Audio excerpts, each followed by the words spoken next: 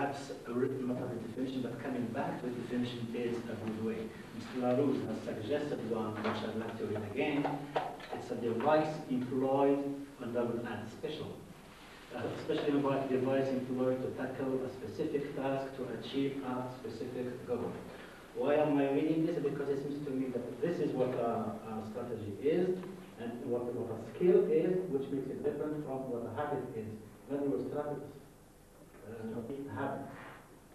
Study skills are ability, they are not habit, attitude. Skills are maharat, skills are maharat, attitude are and so on. So it's two different things. I'm in the habit of drinking coffee while writing, and I do it unconsciously. This is an example, by the way. It's mechanical. Yes, that's the word. Yeah. But when the skill is that you really know that you are doing it at the time it needs to be done. Now, having said that, I think it's not definition, but having included this idea with language learning strategies is a very good one, and I think he has done the same thing earlier as well. Because, not only because you're a language teacher, but when you talk about learning strategies, what you're doing is using those skills to learn the language. Now, the question that comes to, not the question, but the corollary from that is, our friend over there said, asked why didn't you talk about communication strategies? Communication strategies is something completely different from learning strategies. You know what you mean? I'm coming to that. In order to communicate, first you have to learn something. You learn the language first, and then you know communicate. Perhaps afterwards it's not a good one, but there are two different things in that sense. Communication strategies are different foreign social strategies. There are no such thing as social strategies that stand by themselves. They are a sub-technique of communication strategies. Communication strategies, there are four elements that go in it: linguistic, paralinguistic, social, and strategic. Thank you very much. So all these are communication strategies. Now, the issue, what is at issue here is, and I think it's again Mr. LaRousse who mentioned this. Yes, when he talked about metacognition. In other words, what we should teach our learners to teach, and here I'm answering a question that he asked.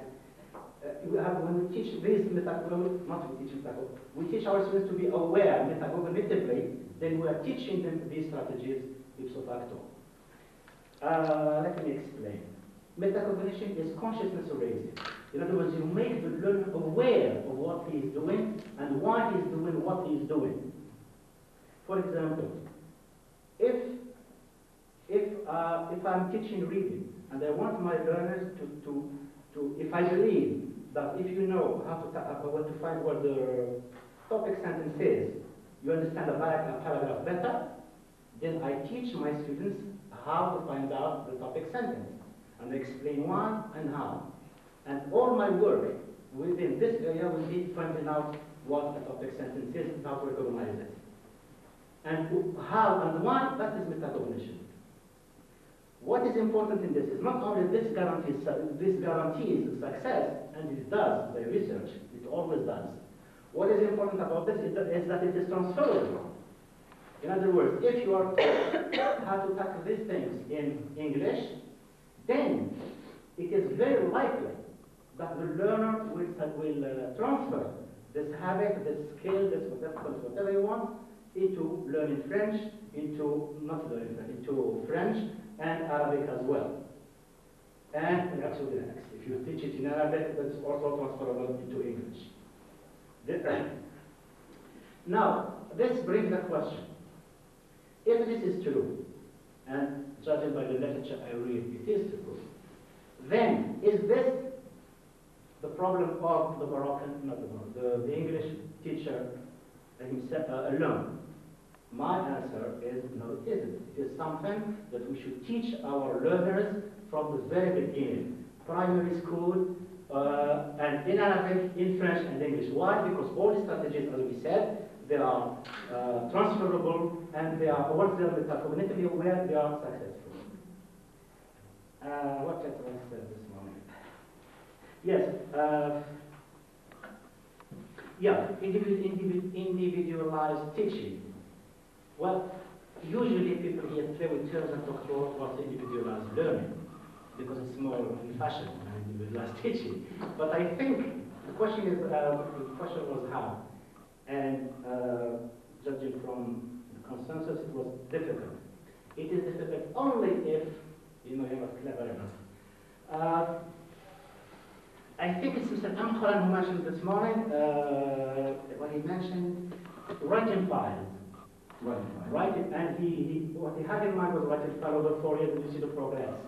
When you can have writing for 1 year, or 1 semester, or whatever the student writes, including the brouillon, including the notes, including the correction, in a file, and then individualized learning, if you have with group work or 1 hour, you have 5 minutes to get to each student. He comes to you and go through with him. You have done this early, of course, at home, and you explain to him his mistakes, what he should be working on, and say, look, you have problems with you, you always forget.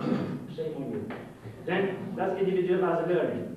When it comes to somebody else, you tell him something else. You need to work with, and you explain to him why. This is individualized learning. Time consuming. Time consuming for. And there is another constraint. The circular by the Minister of Education said to us that we should respect the number of lessons that you have to finish on the semester and so on and so on.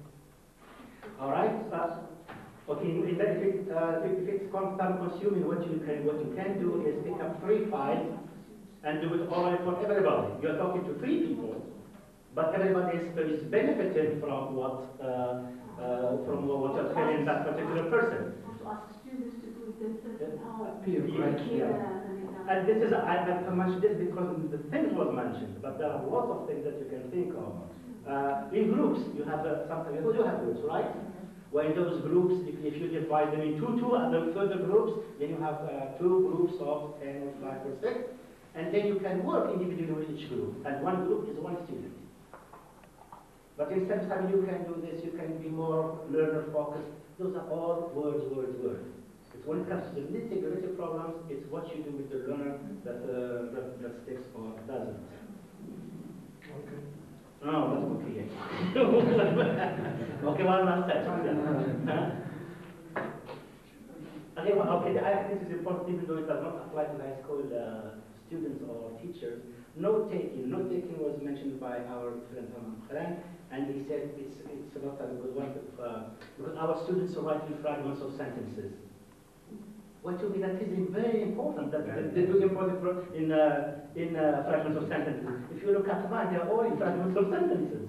And I think it's a because why? Because they're all doing just the main ideas. Not only fragments of sentences, but sometimes L. Look what I have written here, for example. Code and start in LL and LT. And to me, this is a whole, and you have, I have for example, 5 minutes with you. You can decode, but students sometimes can't decode. Teach them how to decode. But you're taking it to the reader's eyes. It's, I think, part of this is idiosyncratic. I'm sure I would have abbreviated the same words differently. This doesn't mean that one of us is more successful than the other. It simply means that we have different ways of doing this. No, wait a minute, no. Sorry, no. When I say, it's usually, I think just as an example, that in taking notes, there are at least 3 elements in taking, 3 ways. One is when you take everything that's being said. The example of that would be the stenotypist who will pick up everything that our boss says, word for word. And that's the least intelligent note-taking you can think of. It's not even paraphrase. It's you pick up everything that is being said, and that's what our students do. To me, that is the lowest of note-taking. Is when you take just everything that is being said or you hear. The next step would be when you take your what you think is important.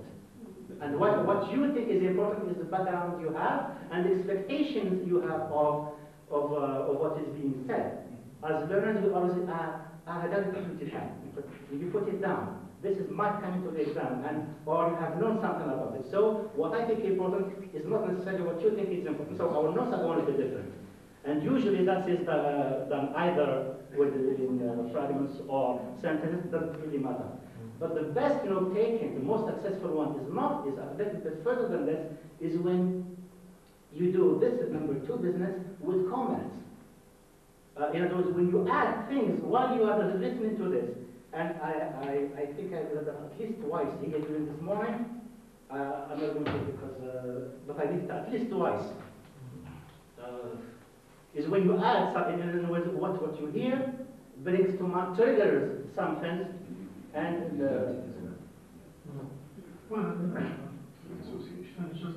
Thank you. What I meant is not the difference in using the abbreviation is individual. We're not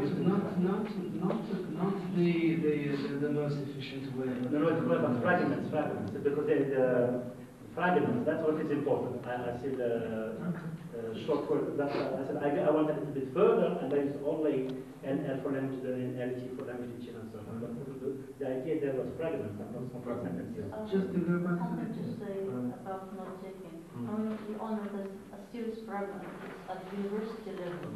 So I suggest that we should introduce this note taking technique at the secondary school level. Yes. At a very simple level. That, for example, the teacher reads a text and asks students to pick out the main ideas in the text. So students are going to be trained how to take notes at a simple level. At the secondary school, we don't do it. Now we don't do it.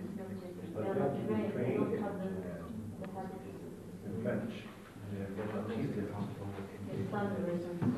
In English, That is an excellent idea, and it can be done, of course, in the target language. Of course, it is in English. It will be done in English. And his point about the notes in whatever code, individual code you're using, one of the keys, according to this workshop that I presented to you, is directly after the class, after the lecture, which is another thing to have the discipline to do this, but as immediately as possible after the lecture, to go back beside your notes. Like I said yesterday, it says you divide your page with notes on one side, you go back, then you put it in prose form, in meaningful sentences, or you go back and you ask yourself a question, you make a test out of it, and you ask yourself the question that would pertain to this. And you can make it an exercise, a writing exercise in the target language, as the class as a whole can do that. To take those notes and make a paragraph out of it in complete sentences.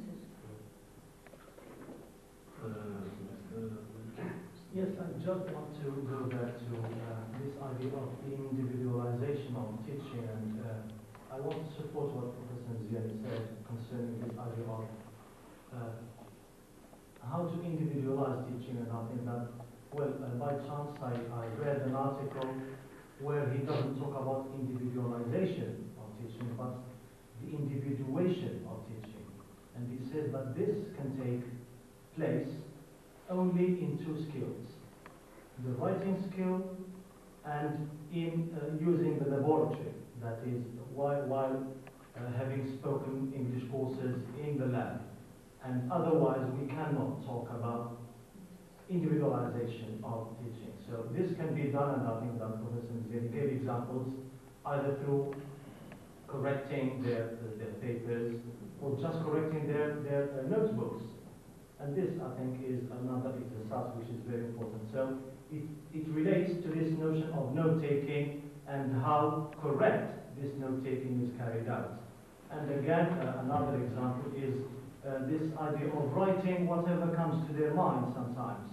And this is again one extracurricular activity to a certain extent, because you ask students to write whatever they like, either their journal or whatever. And of course it is time consuming, I agree, but still I think that this is the only way to be efficient in one's teaching, is that we have to devote our time to our students.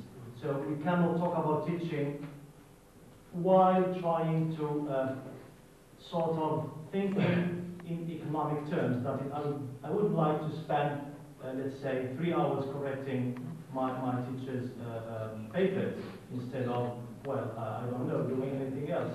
So I think that teaching is time-consuming in principle. So we cannot talk about teaching without thinking of time-consuming. Preparing a lesson sometimes takes you 3-4 hours. So it is also time-consuming. And the next one, or the next skill is that through the lab, of course, where you can get that communication with the student, and it is purely individual, is that you listen to him, you correct him, and you encourage him, of course, while interacting with him. So these are 2 points I want just to support what has been said before. Thank you.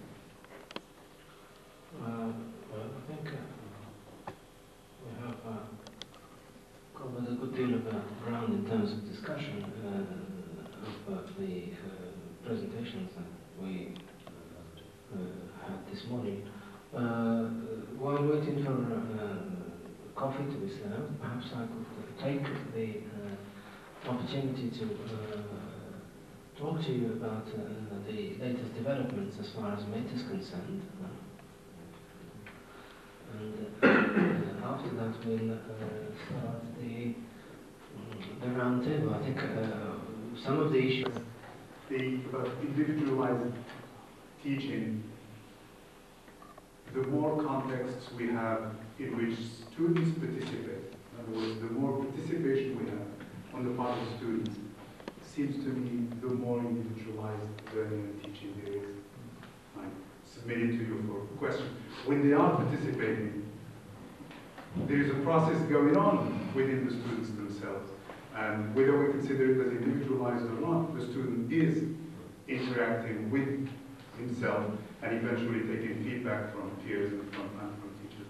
And the second question is, maybe should we not be thinking about a study or a survey of what strategies do our students use before we ask ourselves, what should we teach them as study skills? Because we don't, as far as I know, we don't know what strategies they use. So a survey, protocol analysis, or questionnaire, or whatever form it may take, maybe it's something to be, I submit to you for consideration. Thank you. Thank you. Very interesting question indeed. If there are any more comments, perhaps I can take the floor now and wear the hat of M.A.T.E President.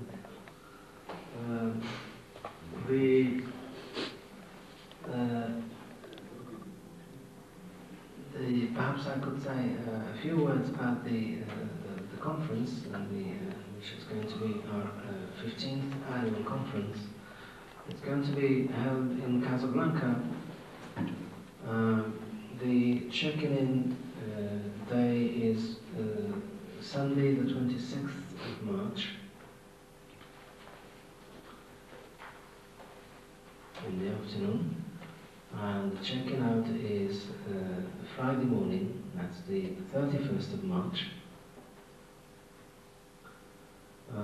In other words, we're going to have 4 working days and 5 lively nights.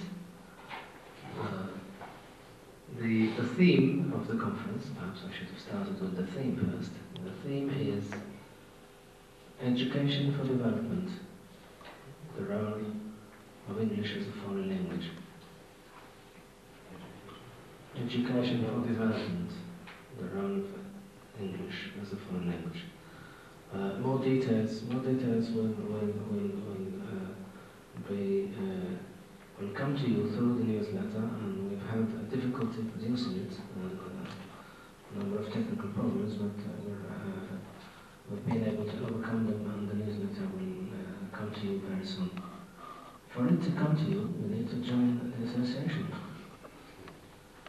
And this is a plea to all of you and your colleagues, the people you work with, if you could join the association massively, more massively I should say. And I keep saying that the strength of the association can only be measured by the strength of its membership. Otherwise the association would not have the right to exist. the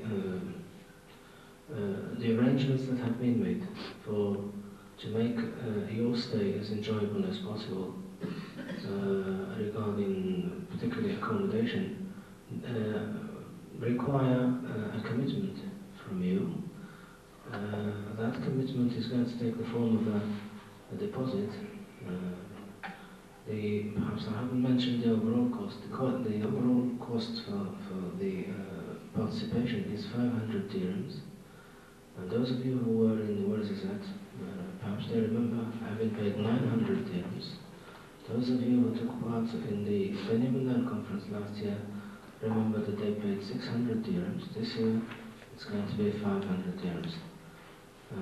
When you think it in terms of daily cost, just perhaps your own food allowance and your own perhaps in the city where you are, it's probably going to cost you something like that. Also, the accommodation, the quality of the accommodation, I think, is quite good. We're going to be put up in good quality hotels, not to say luxury hotels. And I think, again, we were hoping to see as many of you at the conference as possible. I have a number of application forms for you to fill in. I didn't want to circulate them before. Perhaps this is the time to do it while you're having your coffee and tea. If you could fill in the application form. Those of you who have paid the Summer Institute, if perhaps there may be one or two people who have attended the Summer Institute, well, that doesn't apply to you. The others, they will be most welcome to fill in the form, return it to me with the fee. As for the deposit for the conference, the best thing is to use the bank account number on the application form. Please do not send any money by postal order. Do not send any money by postal order, please. We've had a lot of difficulties getting the money into the association. So, as I said, the deposit is 200. No, I haven't said that. The deposit is 250 dirhams, and you need to enclose a copy, not the original, of your bank receipt. So what you need to do is go to your bank, ask for a transfer of 250 dirhams into the association's bank account. Well, in terms of marketing and salesmanship, I think this is what marketing strategy. I hope I'm going to have a few customers. They call it a salesman's call, forming people to join me as panelists. The idea is to try and organize ourselves more efficiently. As I said, the three main issues are first, the usefulness of study skills. Second, the design and implementation of study skills. That's the different levels of education. And the third issue is the prerequisites, the necessary conditions for such a component to take place, to be successful. If I could also ask you to write down on a piece of paper at least one recommendation. At least one recommendation you would like to make regarding the issue of study skills. You could use the three axes as a sort of a frame of reference, and you could make recommendations outside the three issues. Okay? Your recommendations will be collected, processed, and perhaps synthesized. We would have liked to have a session just to formulate such recommendations, but I don't think that is possible given the time constraints we have. Still, I would very much appreciate to receive recommendations in writing, at least one recommendation from regarding each axis from each participant. Okay. The people I would like to join as panelists are Mukul, Ziadi, Yacobi, Tom Khan, and Labus. The choice was deliberate to ensure a certain balance in terms of representativity, and perhaps if we can start the round table. And I see Mukul is trying to catch my eye. I wasn't. Well, now you are.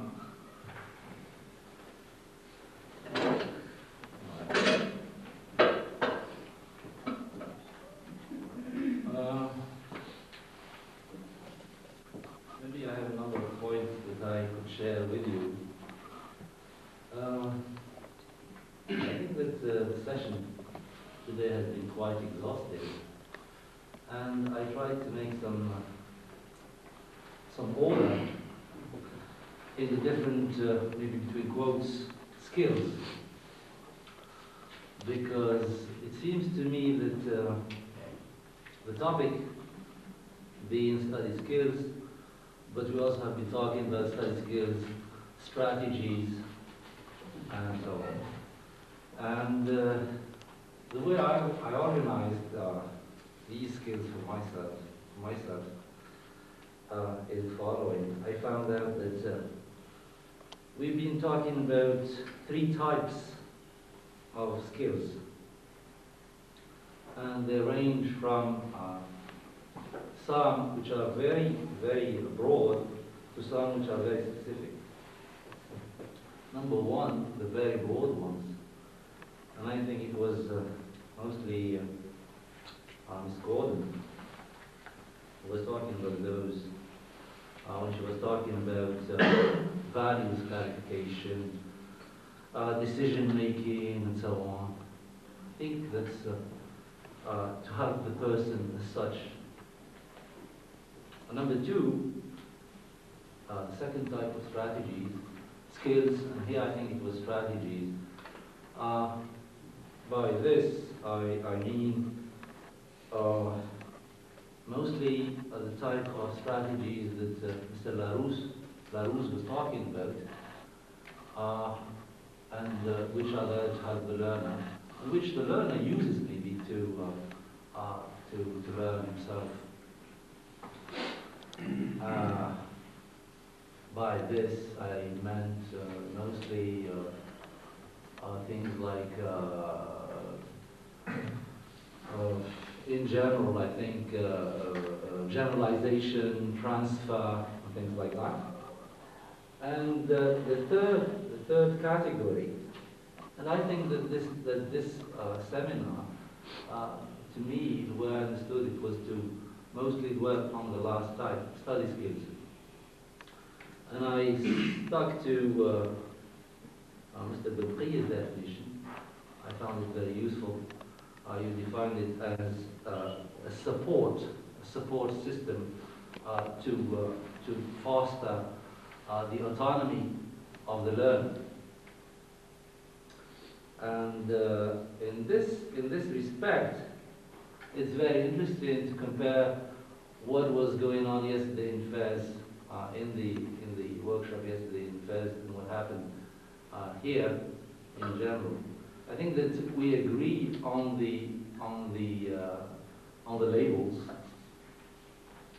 We talked today quite at length about note making, note taking, things like that, and we talked about those yesterday actually in my workshop. The workshop I was in Fez, we started with this specific skill, and it's very interesting that the participants very soon said this was a good skill, but not for the secondary school level.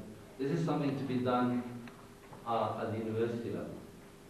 And they said that a language, we teach language, and maybe this is something that's done in the context of other courses like history and Arabic, etc., but not the English class.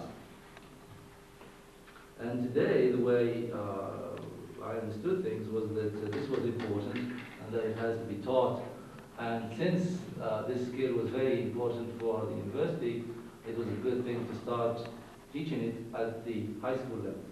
So this is something I think that we could maybe solve and decide whether it is something teachable at the high school or at the university.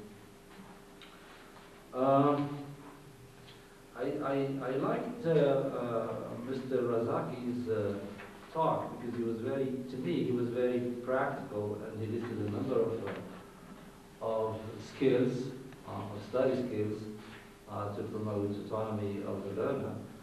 And I think he talked about note making, and he talked about reviewing, using the library, and things like that. And I find myself, I think that if I had to pick, if I had highlighted, this is another one, reading, okay? If I had to pick, I think some, I would very much pick note making, use of the library, my colleague, Mr. Malouk, was talking earlier about the use of the computer and typing and so on. I think that's very useful. And maybe it's relevant to deal with that either at the high school level or at the university. I think that all of us have taught, and we have felt the necessity to be able, for example, to type. When I was teaching, I was lucky I could type my own stencils, for example, otherwise it was chaos. I'd have to find somebody to type it for you, and if you had somebody, the person maybe would not know English, and they had to proofread and then do it all over again. So it's not at all economic.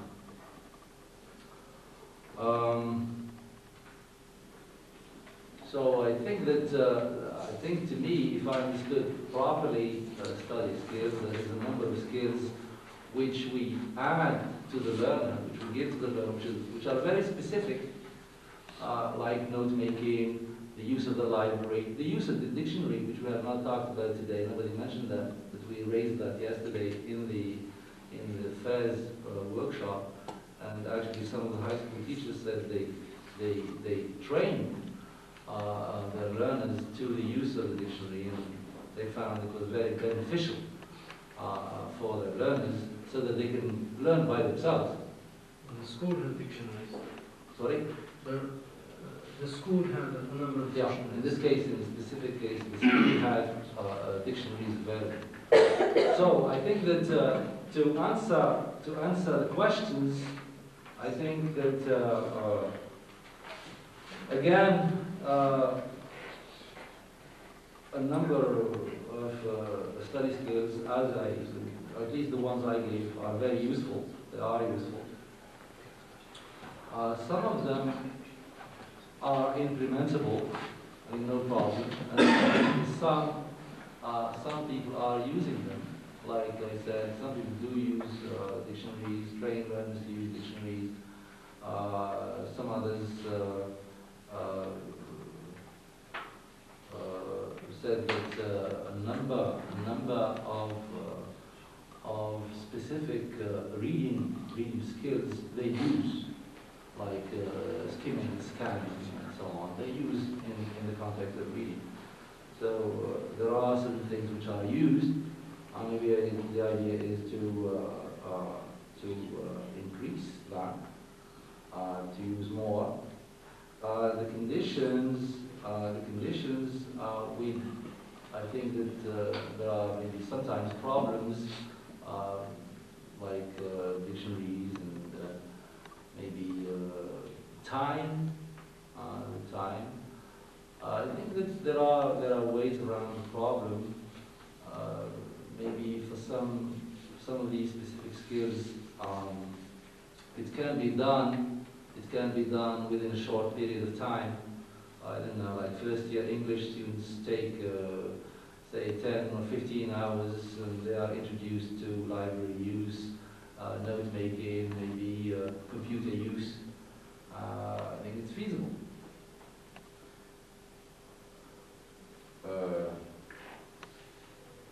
So all in all, if I summarize, I think that there are, if I stick to my definition and to M.A.T.E.'s definition of skills, I would say that from the way I understand things, some are already used.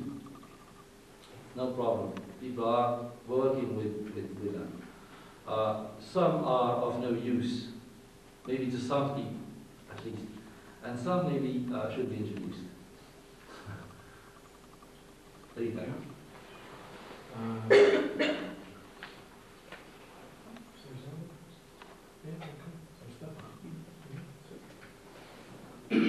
Thank you, Mr. Chairman.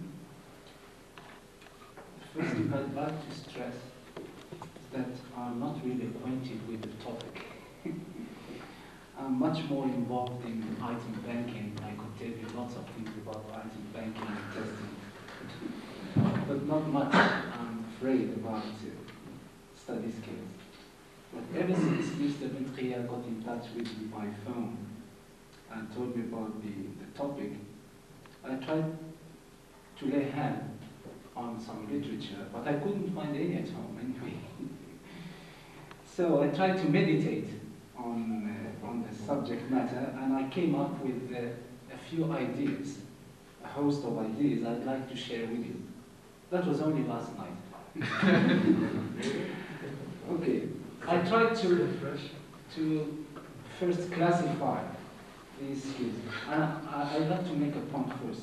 This should be much more interesting for people who work as curriculum developers rather than practitioners. Because I'm no longer a practitioner, I must admit, I lost touch a long time ago. That was in 1986. I remember the first time I was appointed dispatch supervisor. And this, I think it could be a little bit interesting for curriculum developers. And I hope we could scratch something out of it. Well, I tried to classify the skills according to me and to my experience. And I got two main types of skills. Participation skills and what I call critical skills. And I'd like first to tell you something. I'm going to touch upon taboo first, and I'm sorry for people who don't like taboo subjects or matters.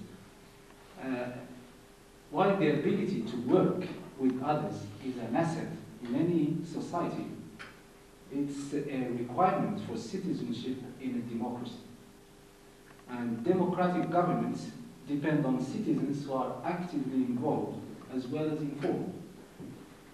And civic competence, as far as this is concerned, requires the skills that make joint effort and effective cooperation possible. It also requires a willingness to work for the common good. And to participate effectively in society, our students need to develop certain skills. And these skills can be called personal skills. And I can sum up these skills like this. Sensitivity to the needs, problems, and aspirations of others. The ability to express personal convictions. Recognition of personal biases and prejudices. An understanding of people as individuals rather than stereotypes and as members of a particular group. And the ability to adjust one's behavior to work effectively with others. The second type is developing group interaction skills. and I can go on. The ability to listen to the differing views of others. The ability to participate in making decisions, setting goals, and planning and taking action. Skills of persuading, compromising, debating, negotiating, and resolving conflicts. Last, the ability to confront controversial issues in ways that work towards reasoned solutions free of aggressions that destroy group relations. The second type of skills is what I call critical skills. The skills involved in critical thinking enable students to question the validity and meaning of what they read, hear, think, and believe. Number one, define and clarify a problem.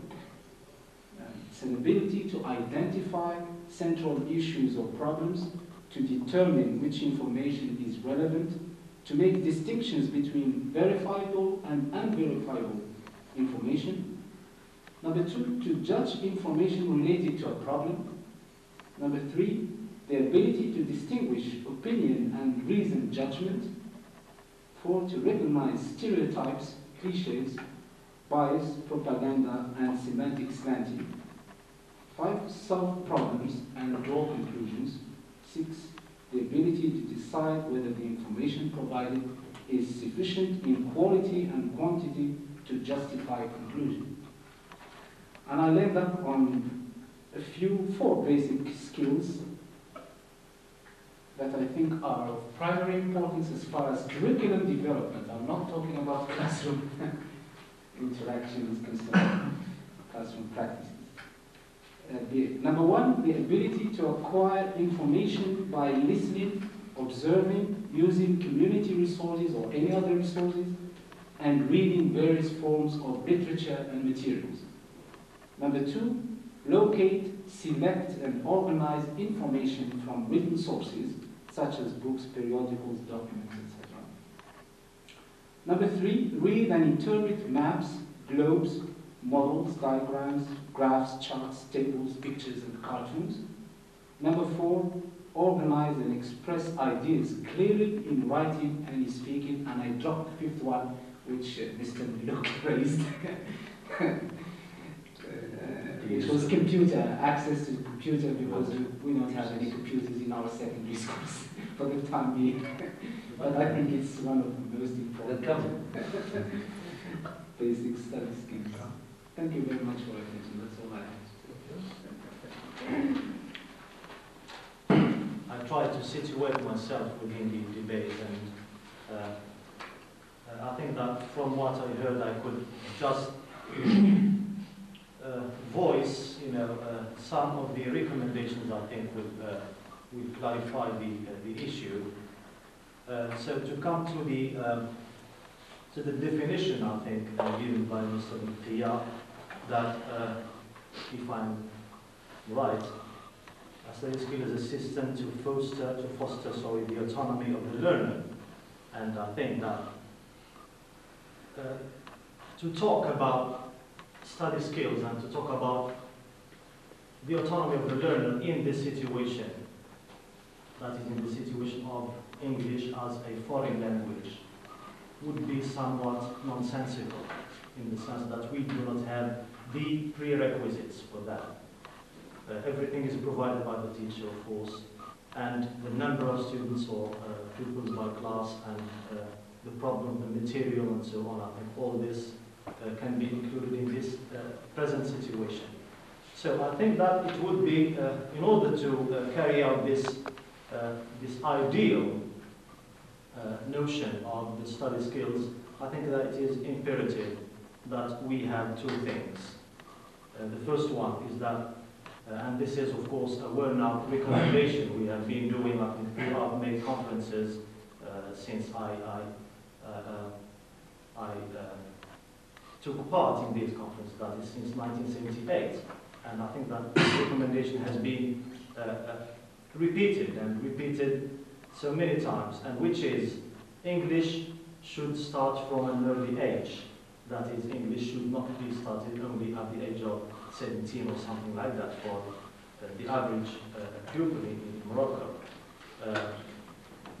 And I think that it is the only way to make for the loopholes. I think, again, Professor Ziani was talking about this idea of, I'll take his example of finding out what a topic sentence is in a piece of writing is very important. And it is something we do not find in while we were learning French on Arabic. I'm talking about standard Arabic or classical Arabic. So we have never been told what a topic sentence is in Arabic. So how can we have it as a sort of mechanical process, if you like? Is that whenever you are reading a piece of writing, you should look for the topic sentence. And it is one of the best exercises, of course, to understand and to comprehend a piece of writing. So starting English at an early age, I think, would also stress this idea of note-taking. Stress the use of punctuation, which is, again, very important. Because in Arabic, still remember, we have never been asked to pay attention to punctuation, which is something, of course, we have in English. And in English, of course, I remember while I was writing my BA, I had an English supervisor, and I had a very hard time, to understand what he means by the use of punctuation. So I really had a very hard time to use punctuation in the sense he wanted it. So this is, again, something very important, and this cannot be made up for, I think, unless we start English at an early age. The second recommendation, again, and I don't agree with Mustafa Yacobi in stressing the fact that we don't have computers, but I think that it's high time we started thinking about it seriously. And it was just yesterday I had an experience in the Akhawan University with some students who were introduced to what we call CORE, that is Computer Assisted Language Learning. And I think that those students were excellent, if I may say so, in using the computer in order to know new things, which other students could not deal with.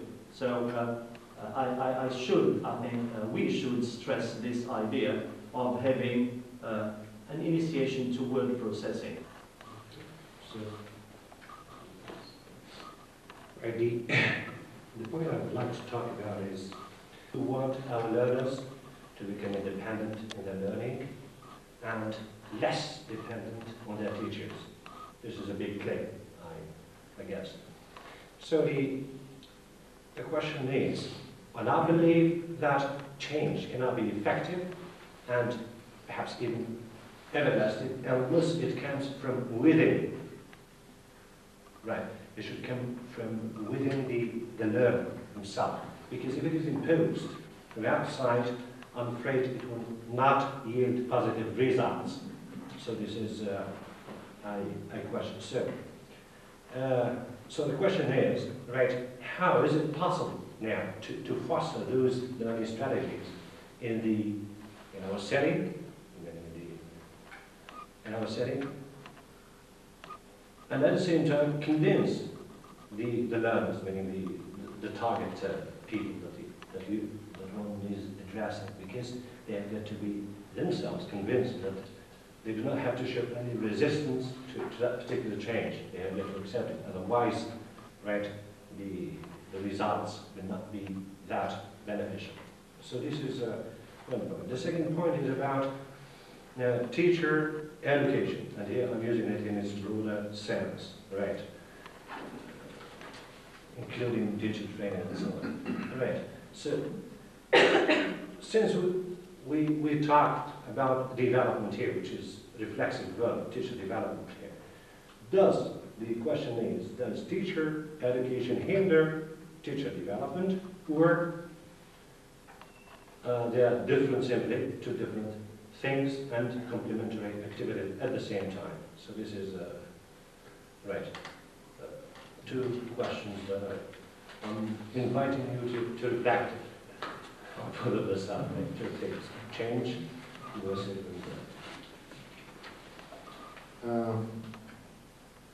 A little while ago, Dean Morisha used a word like, and I think, in my opinion, this is a very, good learning skill.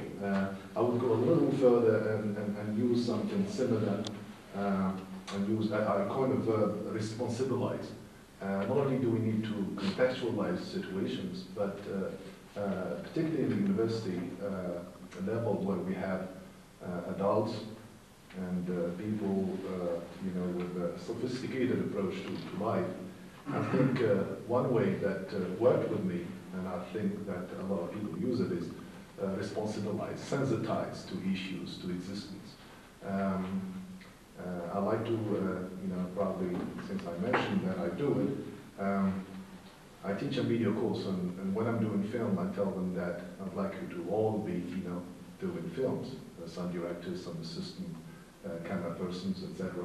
If I'm doing advertisement, I tell them to do, to all be there. And this, in my opinion, is good in the sense that it situates them, it makes them know where they are, contextualize, the situation. This is part of my belief that a teacher should be, should serve as a gadfly. The word was used by Socrates in the trial of Socrates, and it's good. This word is good because gadfly, pushes people to get aware of things.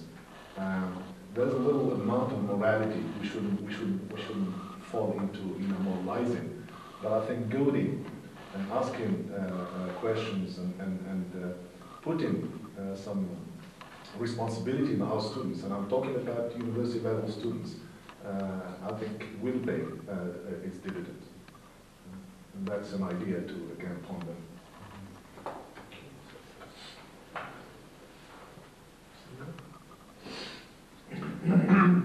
I think throughout the whole day we've been talking about a number of issues related to study skills. I just want to, maybe as a way of not putting a cautious note on this, is by starting or going back to the beginning. Why do we suggest study skills? Is there anything wrong with the way our students study? Okay. Generally, we are not happy with the results, as you said, with the number of dropouts and with the quality of our learning outcome, or teaching outcomes, the quality of the teaching outcome. I mean, this is what I say generally. Sometimes we blame it on the system, especially on the evaluation system. Okay, I have no miraculous answers to these problems, but I feel that maybe if we agree on the validity of study skills as a practice, but here I would like to be very cautious. We are aware of a number of things that we should be doing in terms of strategies, cognitive, metacognitive, but there are lots of things that we could do in general terms. And the first one is conscious raising. I think raising the students' awareness as to the importance of certain things is very important. Now, of course, in terms of practice, that maybe we don't have time, but at least pointing out, giving feedback, the right feedback, not only in terms of assessment, but in terms of what is behind or what has caused such a bad performance, for example. Giving feedback, or even in the case of a good performance, giving or stressing the quality of what was behind that good performance is an asset in itself, is a good thing.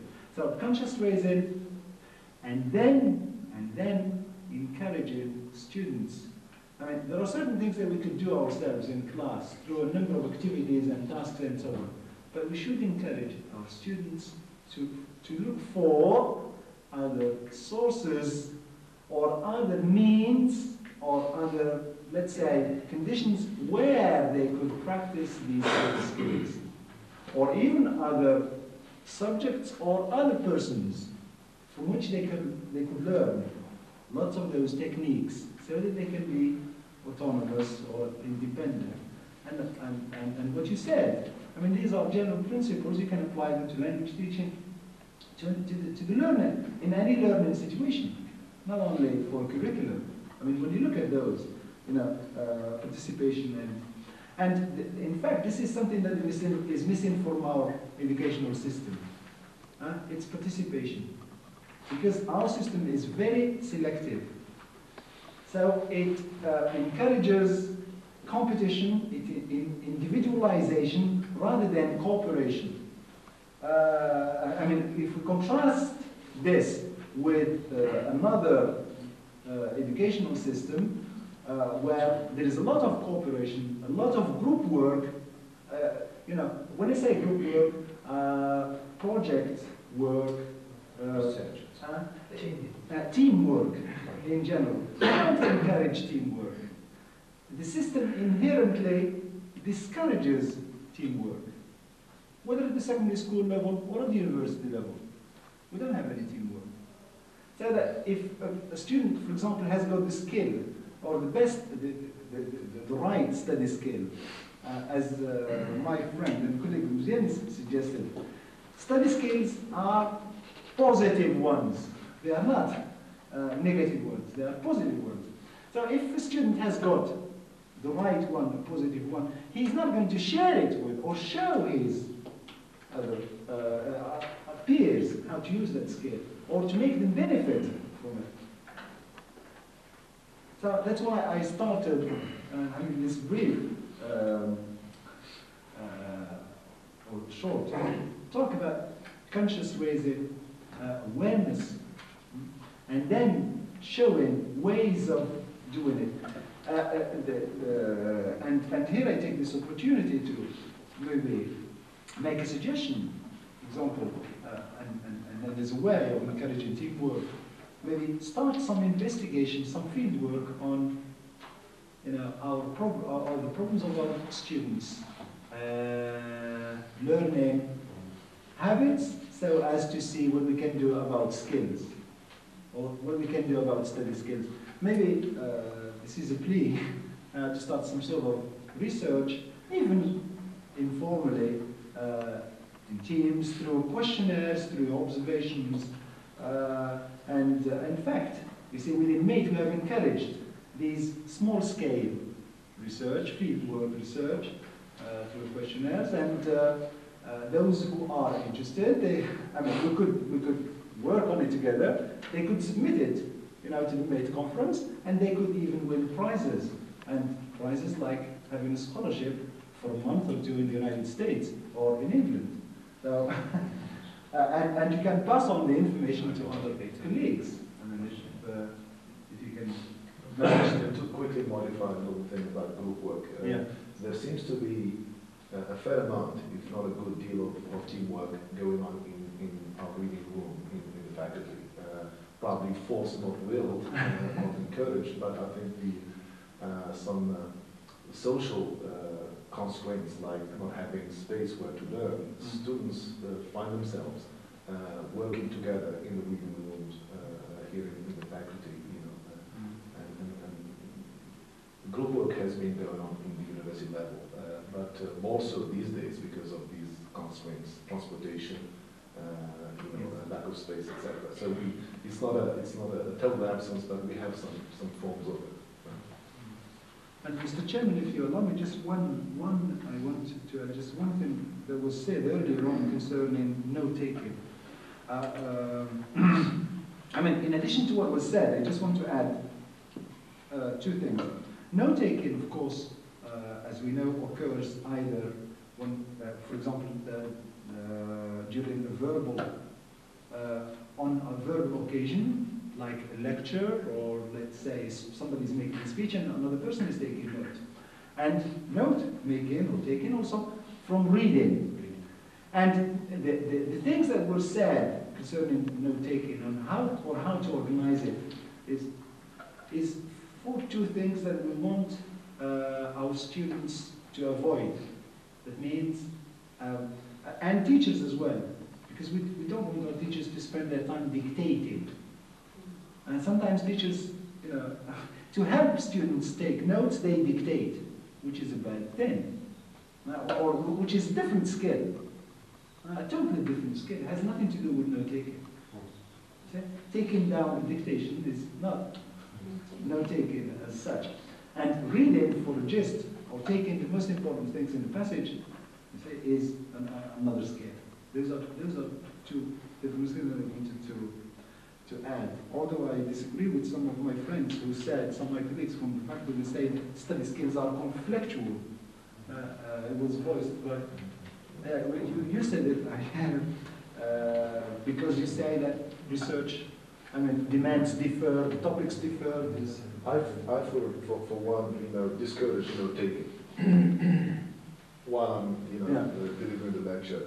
But I'm not against considering note-taking. But in a particular, moment, note-taking seems to sort of like interfere with the free flow of the discussion, etc. So, and the conflict, I probably did not explain that quite well.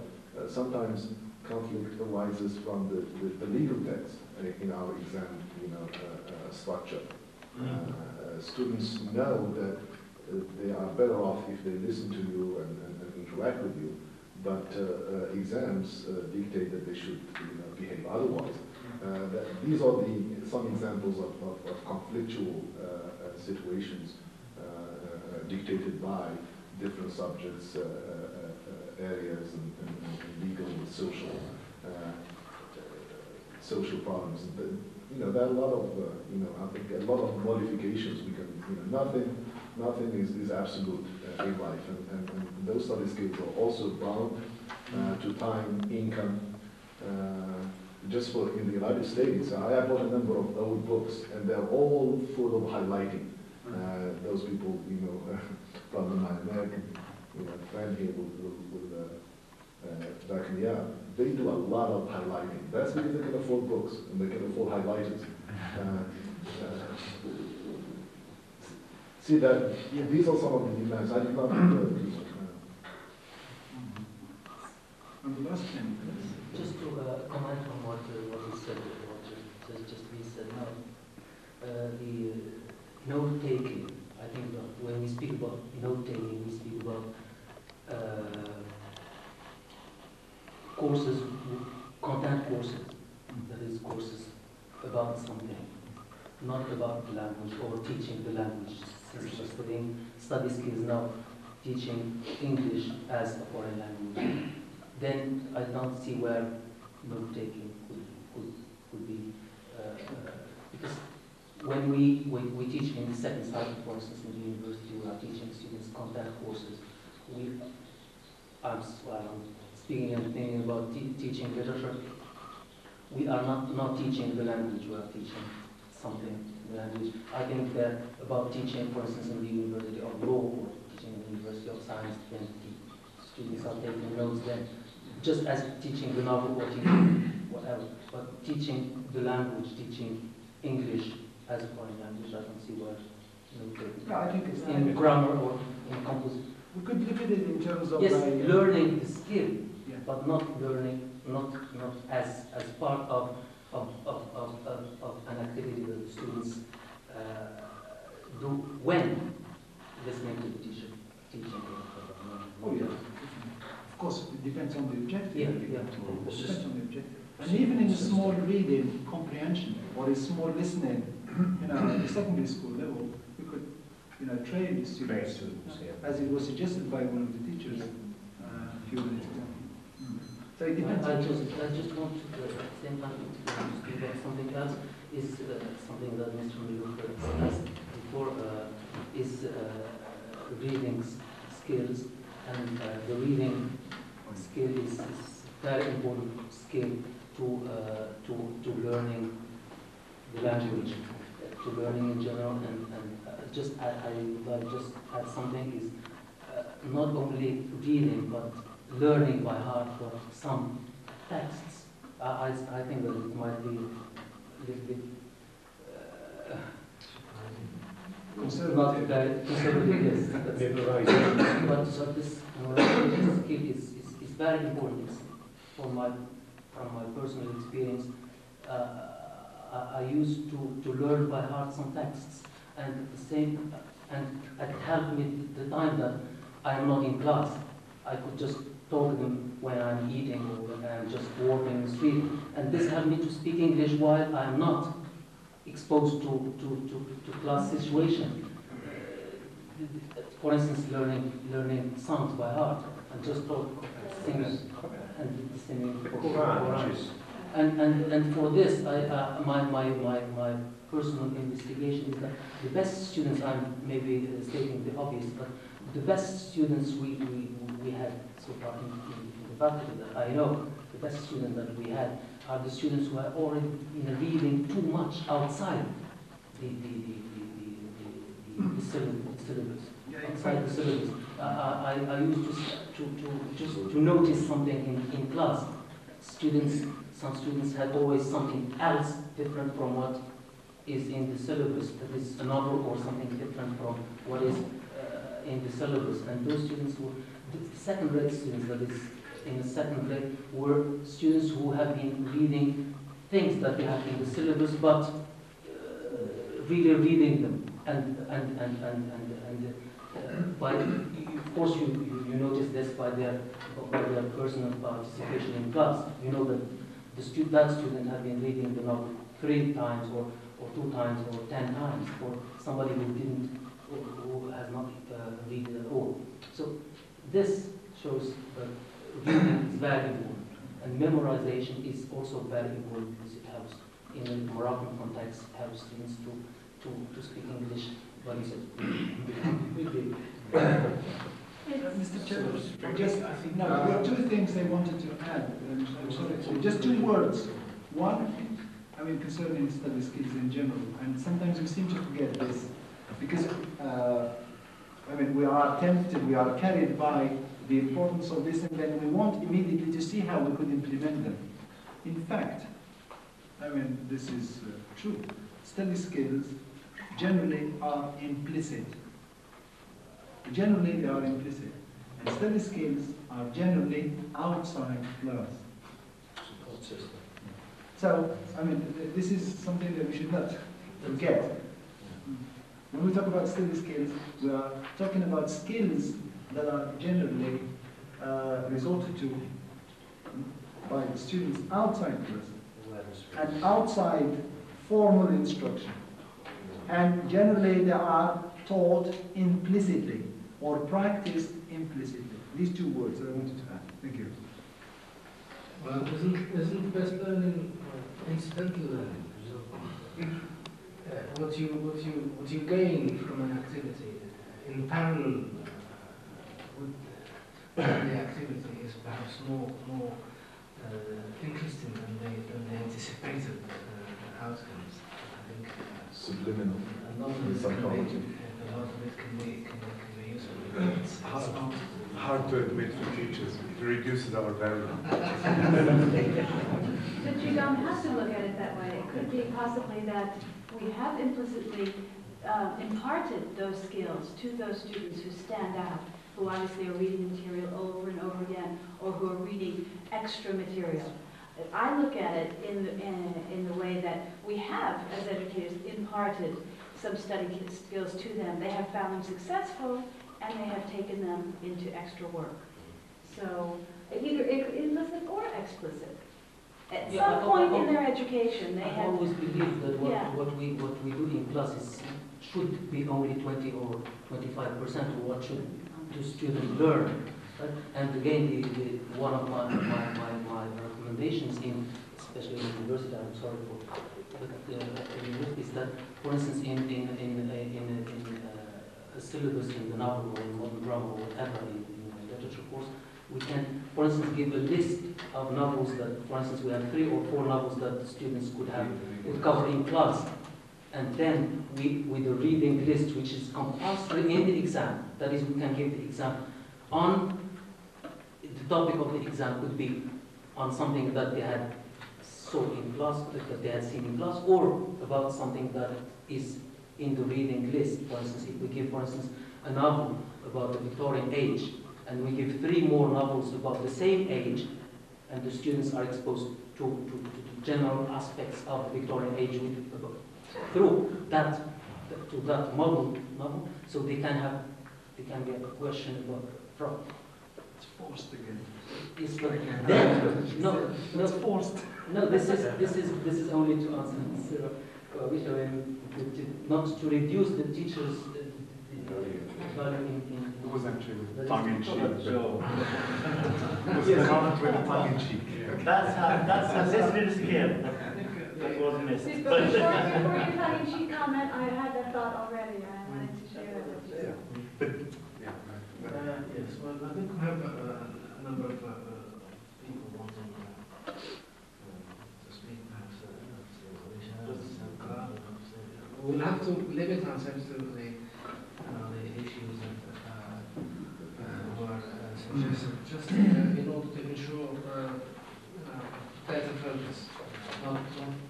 This doesn't imply that the other issues are not as important, just for the sake of more focus. I think a couple of comments that were mentioned earlier that actually made me think about a couple of points. One of them, actually, what Mr. Amar talked about, and that is, it brings to me the idea of what our students bring with them. We have a strong oral tradition, and the Quran, a lot of us have been trained to memorize, and so we carry that over, transferring that Mr. Zianis talked about earlier, into our learning of English. But I think at some point, we have to help our students develop certain skills to reduce the memorization load, because the material becomes so much that they have to develop some strategy. So I think at some point we need to help them acquire that. In doing so, I think I would like to strongly emphasize the note-taking skills, especially in higher education. And I think our colleague mentioned this morning that that's something that's not done in high school. And she said that if we could do it in high school, it would prepare our students. You would be surprised to hear that up to third-year students in other disciplines, in history and geography, in Arabic literature, sometimes ask their professors to dictate the lessons. And these are people who've studied in Arabic throughout the high school and throughout the university, still in third year. And so the training that we're talking about, there is a gap in the learning of L1, and for us, if we're talking in terms of L2, then we need to train our students, if possible, in high school. And I don't see why it should not or it could not be done. I think even when we're teaching language, people can still learn how to take notes in comprehension, be it reading or listening. They listen to a story, they take notes. And then from there, I would like to plead for actually doing some summary exercises. I think the summary as such is being put aside. But I think in note-taking and asking people to put those notes together in summary format, it's composing exercise and at the same time putting together ideas into a notion of text. I think a lot of failure that was talked about earlier is due to lack of study skills, but I think it's also due to the gap between teachers' expectations and students' expectations. Rarely do we, I think, even we as teachers not talk about the university. We teach our students, but very rarely at advanced levels do we give them training in exam-taking techniques. And they don't know what's expected in the exam. A lot of them fail because of lack of the know-how rather than lack of the content. And the students are disappointed, say, well, I know, and I've written, and I've put this in here. My friend did the same thing. He passed and I failed. This is... So I think, again, I would plead in practical terms for finding some way of restoring the old mock exam form. We used to have mock exams, and obviously they became politicized in the university, and they said this is a way of testing some reform, and We don't want any reform, honestly. So we could find some way of restoring them, because it helps towards readjusting both students' expectations and teachers' expectations and getting them closer to the same expectations. Thank you. Mr. Chairman, I thought you asked me to a few minutes ago that I was one of the people who was supposed to talk, but you forget me forever. What shall I do with you, Mr. Chairman?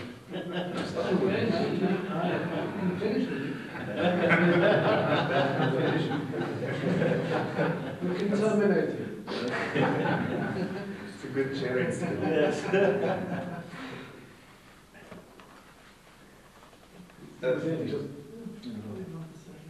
Just half a word on what Monisha just said.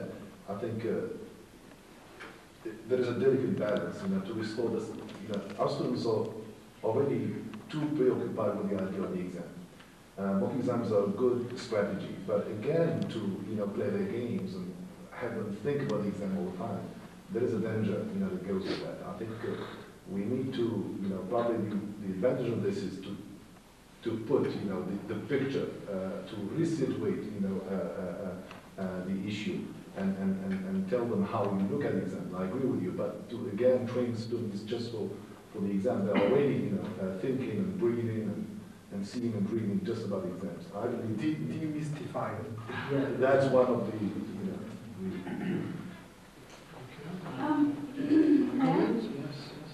That's why I see the value of a workshop in the first year for English students to present, to demystify the examination, give them an idea of the structure, some expectations, find out their expectations. I intend to give my students a mock exam, and they know that, and there seems to be no problem at our university so far about mock exam. But to compromise between giving them learning skills, study skills, learning strategies, where they're not simply memorizing, acknowledging that memorizing is appropriate for some material at some time, a compromise between critical thinking, the processing, and the memorization. So a very thorough orientation workshop that deals with many of these things that we've discussed. Many of the values that you mentioned on expressing an opinion without offending others, to am I able to change, am I able to be flexible, stay open to, these sort of things is also included in the workshop. I did not get to give in detail an idea of, though that is included in values assessment, because it does have to do with us students staying open to learning. Let me just take this opportunity to say that I will report back to Peace Corps Education and very strongly discuss the possibility of conducting, perhaps not this year, but conducting some sort of survey or into the protocol of student study habits, study skills, the protocol of their learning. There's already been some talk about this. We've just not, we've been a bit lagging behind in it. But this conference has inspired me to make that part of our agenda, our discussion again. So M.A.T.E and Peace Corps can be in communication about that. We can work in cooperation, or Peace Corps can take it on as a project and report to M.A.T.E, something like this. Both parties can see the expertise where it exists and bank on the initiative, yes, certainly. I think we have, yes, Debbie was to say. I think that note-taking can have a place in our high schools, because despite the fact that we are teaching the language, as he mentioned, we focus just on content, just exactly as they focus on content in teaching literature, for example. So, for example, in a reading comprehension, they can, when they take notes, they are just focusing on the content of the reading, not on the language, not on the form, as he maybe understood the language here. And then the second point I'd like to raise here is just to join Mr. Dean's comment concerning identifying students' habits and strategies before. I think this is very important because we generally believe that the students come to the classrooms with a blank mind, which is not correct. Students come to classrooms with some preconceptions of how teaching is going to be. And I think the first thing we should do is just identify these preconceptions of the students, of the learners, and then afterwards we can instill in their minds something else, that is study habits and so on. That's it.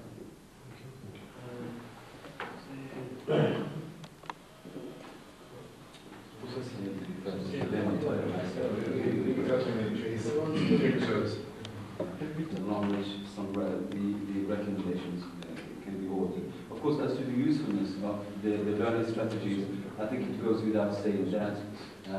Because it goes without saying that they are beneficial, because actually the learning strategies singled out in the learning strategies literature existing up to now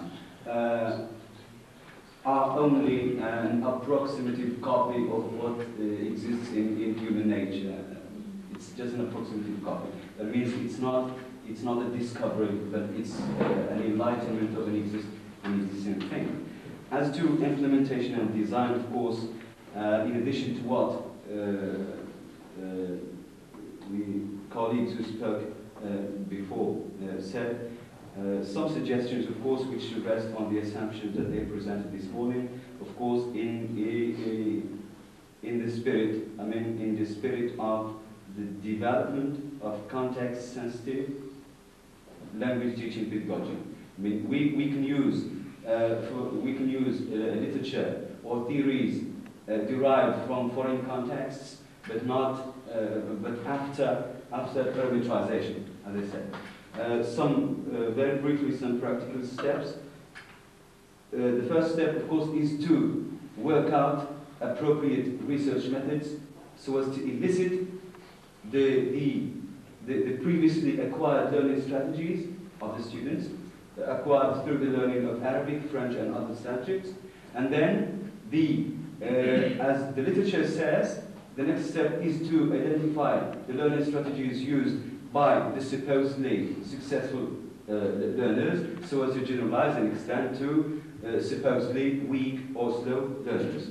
Of course, some research is necessary, but the problem is I see that there is much difficulty at the level of methodology, because the question is what are the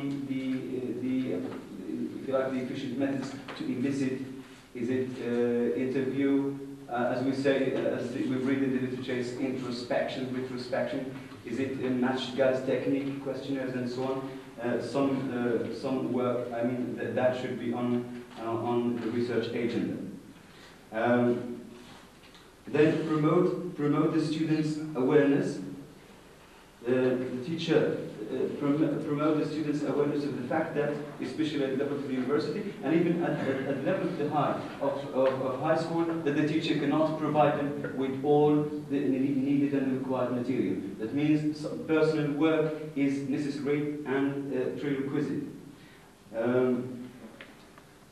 The idea of the student file, I mean, to the extent that it's usable and practical.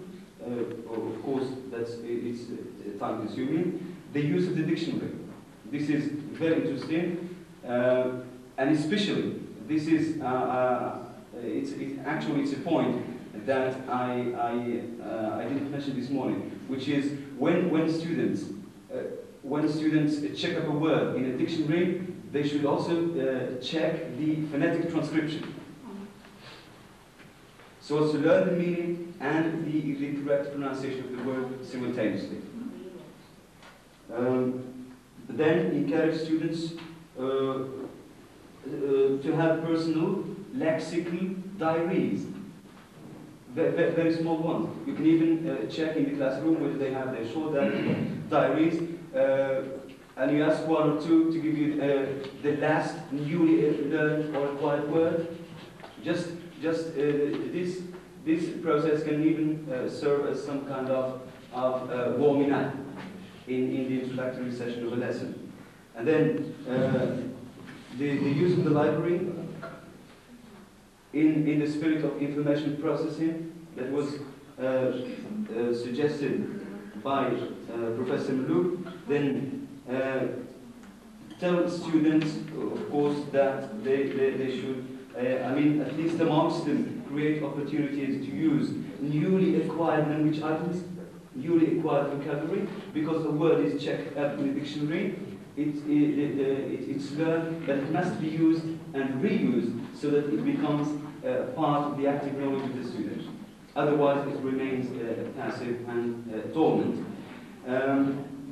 Establish reading or use the reading enhancing techniques, both inside and outside the classroom. Establish positive teacher-student relationship, because this creates some, if you like, this reduces that feeling of anxiety, that feeling of unfaithfulness, which exists sometimes between teachers and students. But this can be more applicable at university level, because in high school, if you like, bridging the gap might result in some discipline problems because of that lack. There are problems. I was a teacher in secondary school. That does happen. Because I think it's something that can be taken as philosophy or social psychology. I believe that an appreciable teacher, if you like, can succeed more in inculcating learning habits and material than an abominable between inverted commas one. I mean, I think it's a matter that could have happened. I mean, to some of us while learning, you hate the teacher, so you hate the subject. I mean, that's some sort of behavioral filter that blocks learning. I want to just simply to support your point and say that it's not simply philosophical, but passion has a term for that, lowering the affective filter. It's not just philosophical. It was also mentioned by Lozano in classic suggestion that how to reduce the filters. And then, of course, as we said, Professor Malouk and other colleagues, we should encourage classical research in a small scale, and then emphasis on punctuation. This is a serious problem. This is a serious problem, and I even think of the incorporation in the composition course of the possibility for the students to pronounce, I mean to spell punctuation while speaking, at least while teaching punctuation. If, for instance, if the student uses the adverbial clause in the initial position, for instance, although the student didn't understand the lesson, comma, and then he completes the sentence. So, I mean, as for purposes of fixation because it's a serious problem. At least during the ratio allotted to the teaching of punctuation during the composition course. Encourage student participation, because as Professor Ogush has said, that's one way of ensuring individualization of learning. Social behavior. Yes, social behavior, but in the academic sphere, because that's very rare and scarce. How would you deal with timid people, the shy students?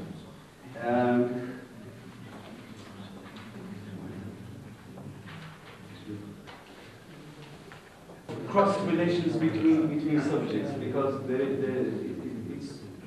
it has been the case that the division of this is grammar, this is comprehension has been,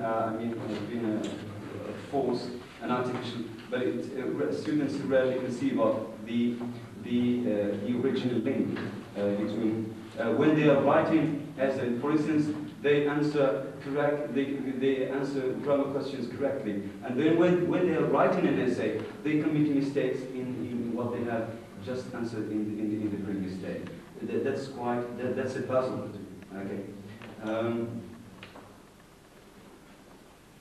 As to the second cycle at the university, I think something must be done, some strategies must be implemented so as to help students learn the specific jargon, the specific terminology of every subject. The jargon of syntax is not that of applied linguistics, is not that of phonology, and so on and so forth.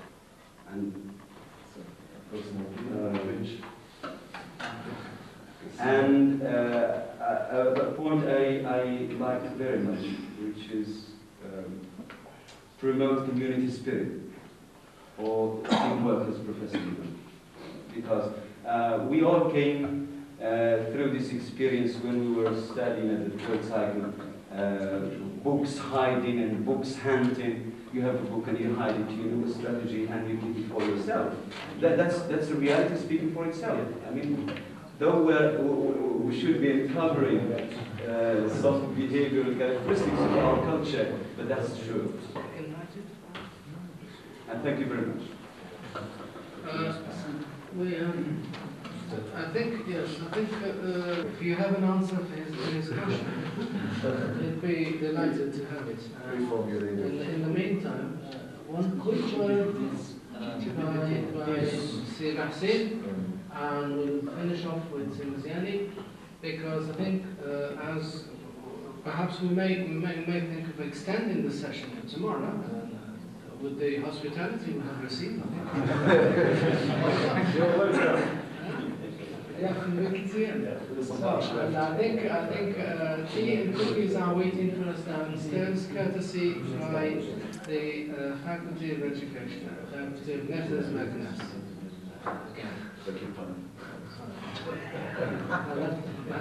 Capitalization, and we see this problem at the primary school level.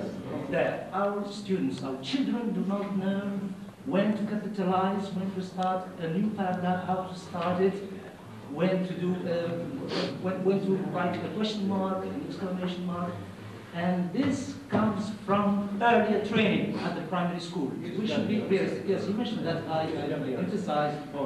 Yes,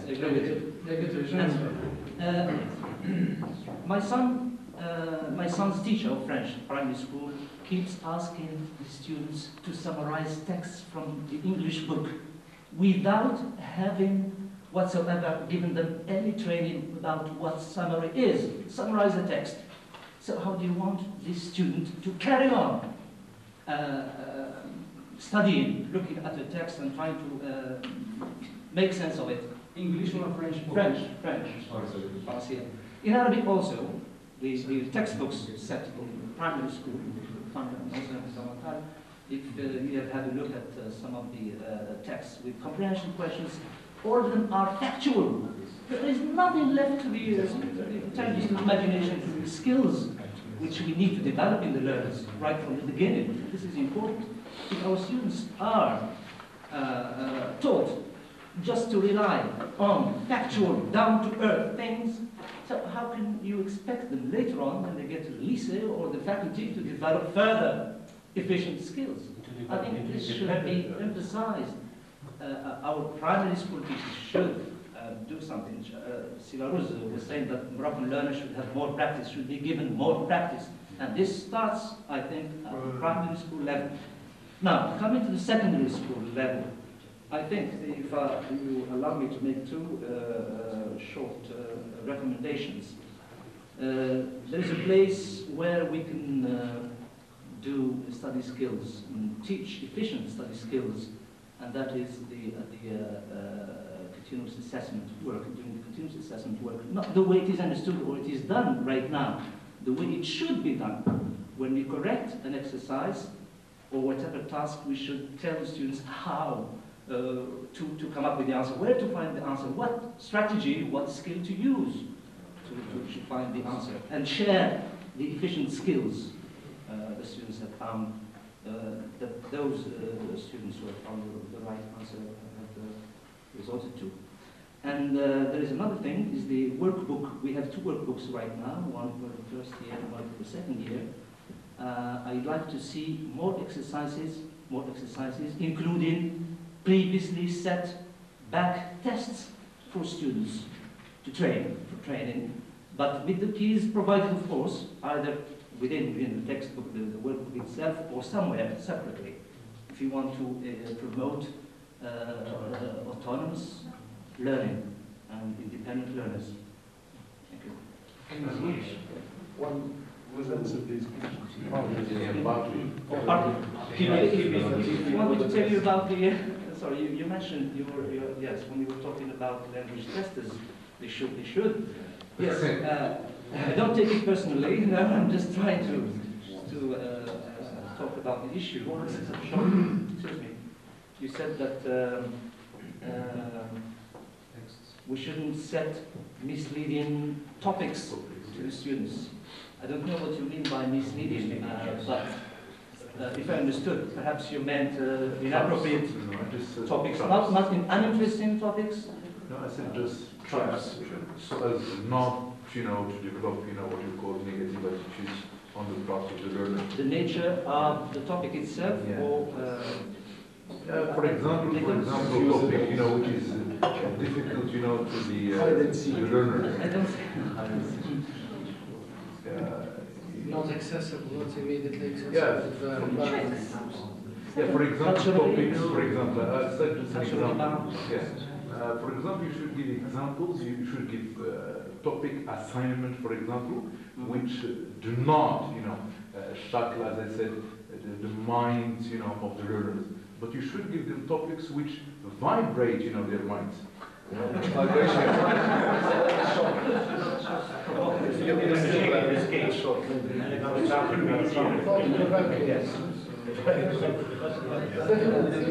Yeah, that's right.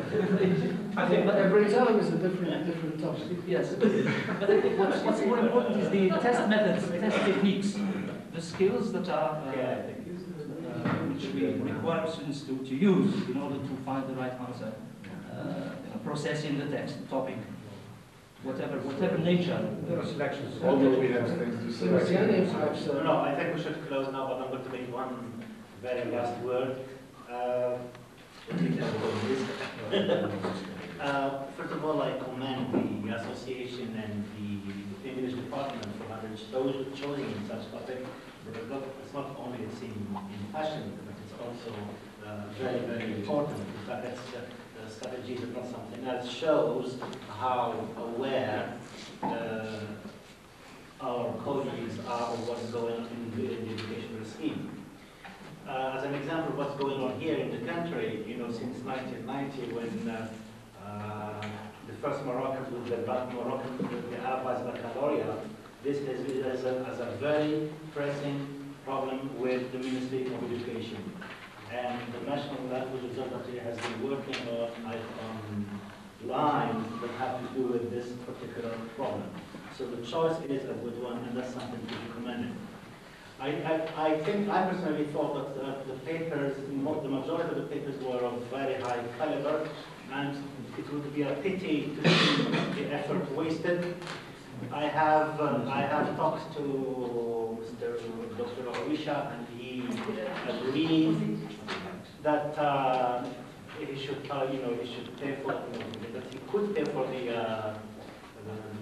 printing of the proceeding. So I ask here Mr. Kennedy and Bintia to make an effort in working together, collect the papers in better shape, of course, for publication. And not only the papers that were delivered, also the comments that were made. Are we, The comment that were made, no, to make things, that's a good question. But the good, something else you can do is ask the people who talked, so not delivered the papers but made comments, to give you their papers, recommendation, so you have something to work with. So yeah, and I think I talked outside about this with him, and you have his green light. Now, I think for those you have here, for those who still don't have an M.A.T.E or a PhD, you have a very fruitful field of research in here. And if you listen carefully, I personally came up with at least 4 topics of research, and with theory, with hypotheses and everything, just by listening to what's going on here. Yeah.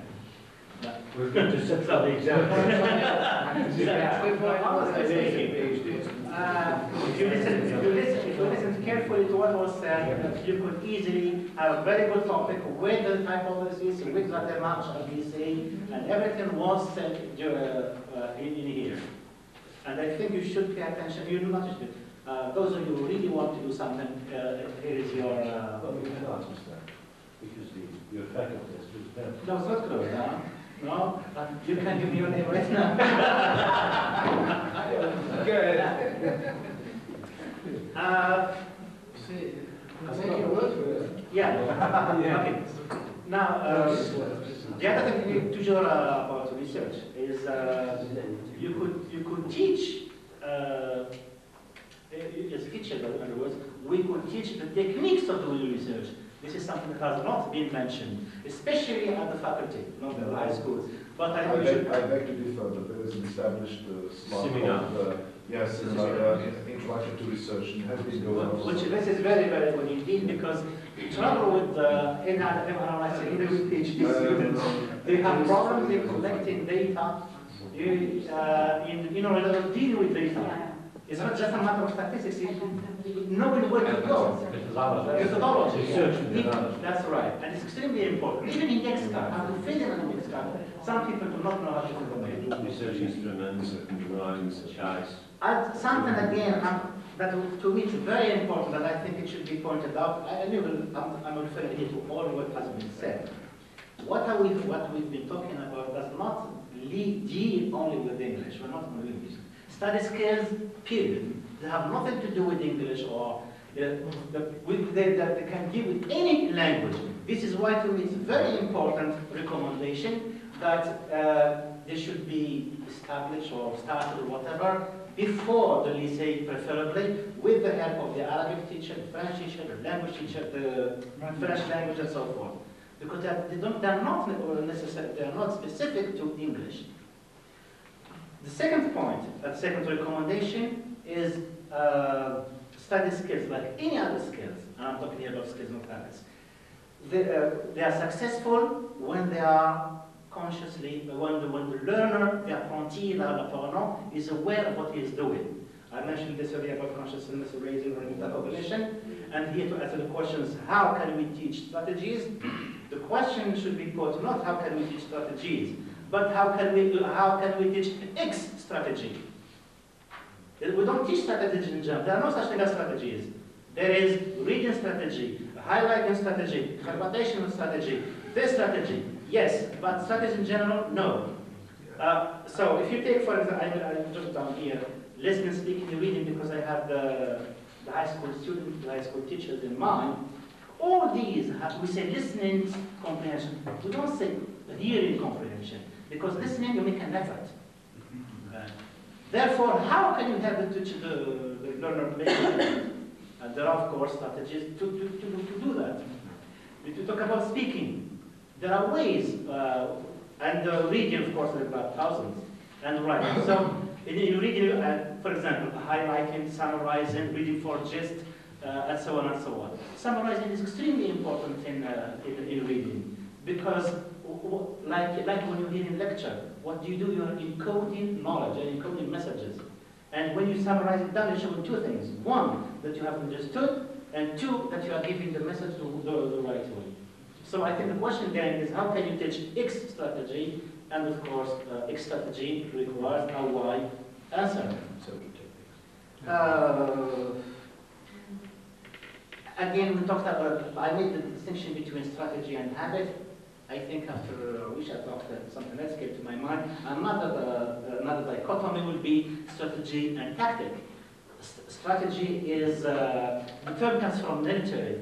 Whoever mentioned it this morning, from Greek, but it's a military term. And strategy is long-term. This is what I'm driving at here, is that strategy should be taught, or should be learned, and how? By consciousness raising.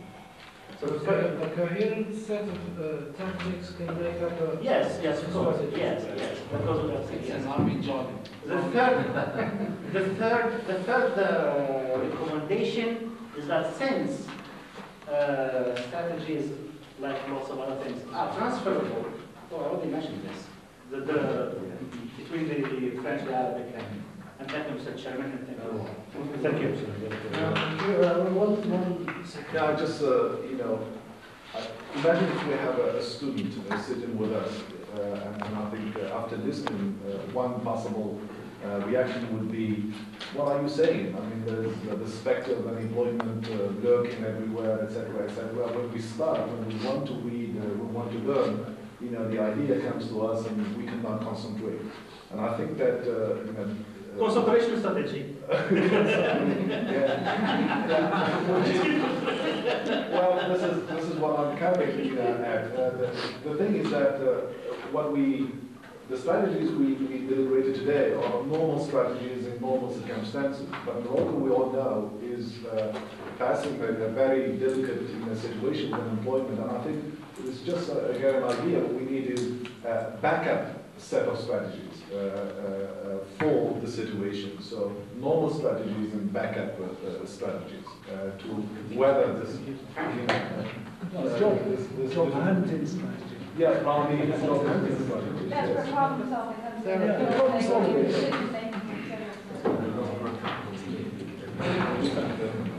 Fruitful and instructive study there. I hope that the recommendations will find their way into practice, and that we will be able to package the principles in this event. Thank you. Thank you.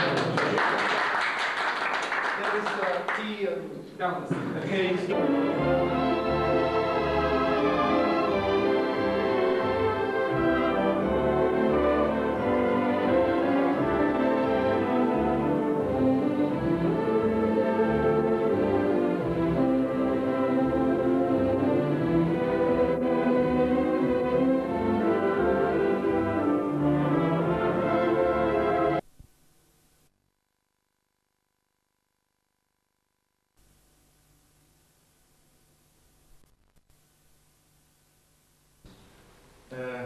To go around their difficulties, and very often these tips do more harm, I will say, than good to the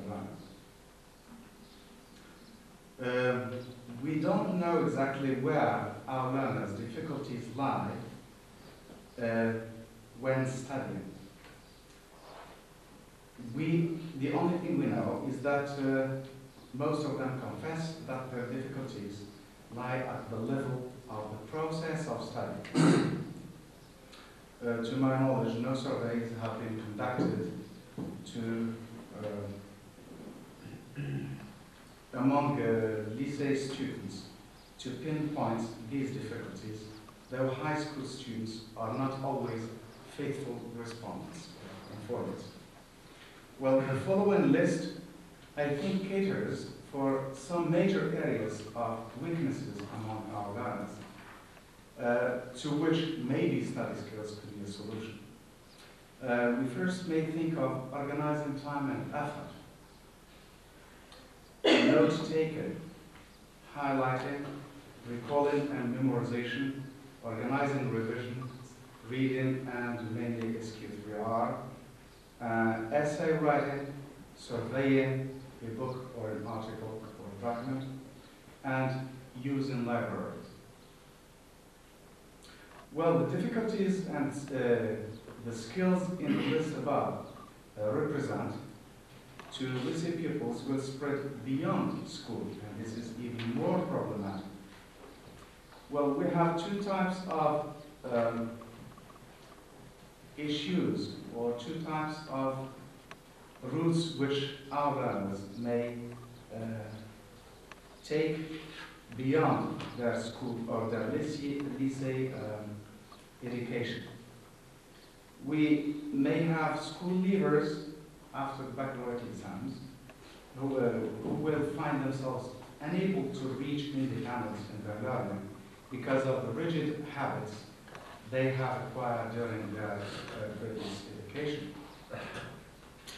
They have always been spoon-fed, and because of their reliance on teachers and rote learning, they never experienced personal independence initiative.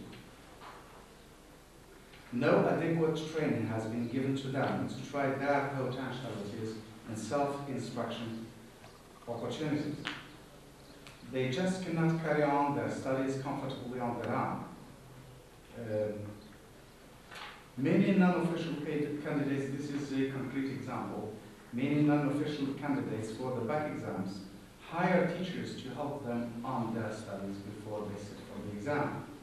Though the program books are on the market, and yet they cannot interact comfortably with the materials.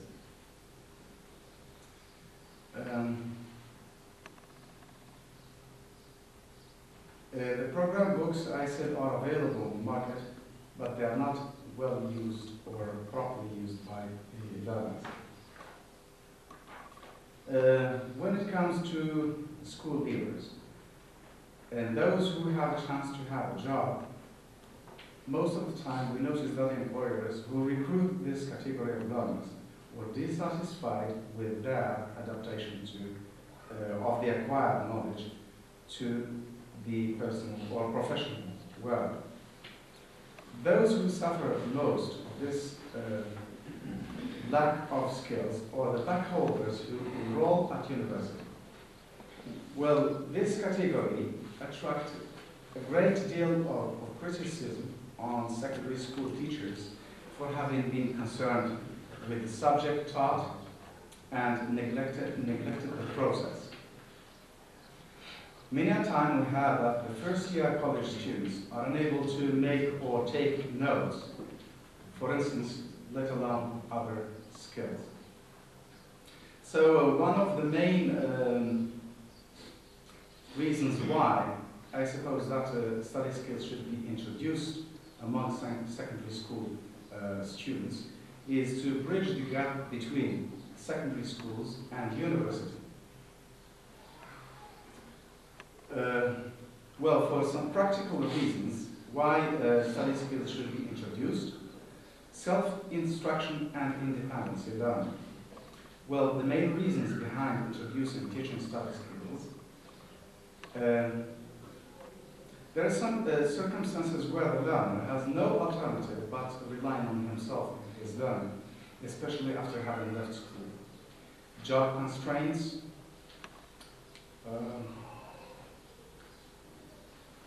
may not leave the learner with any time for an instruction course, so his needs may not be met, or the distance will impose unacceptable personal sacrifices.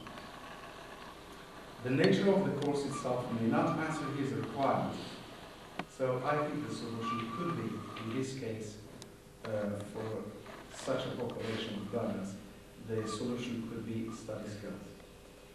Then the second point is individual differences among learners.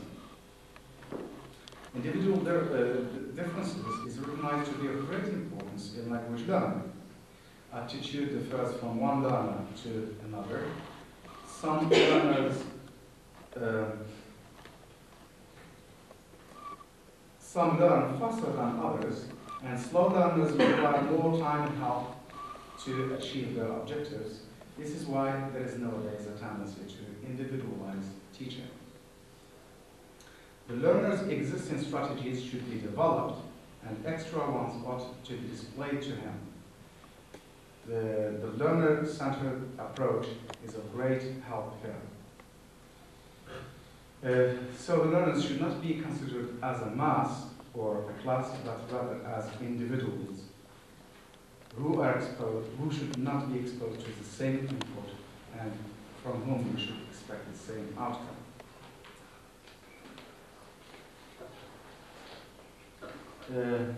The next point is cognitive styles and strategies. Well, this has already been discussed by some colleagues.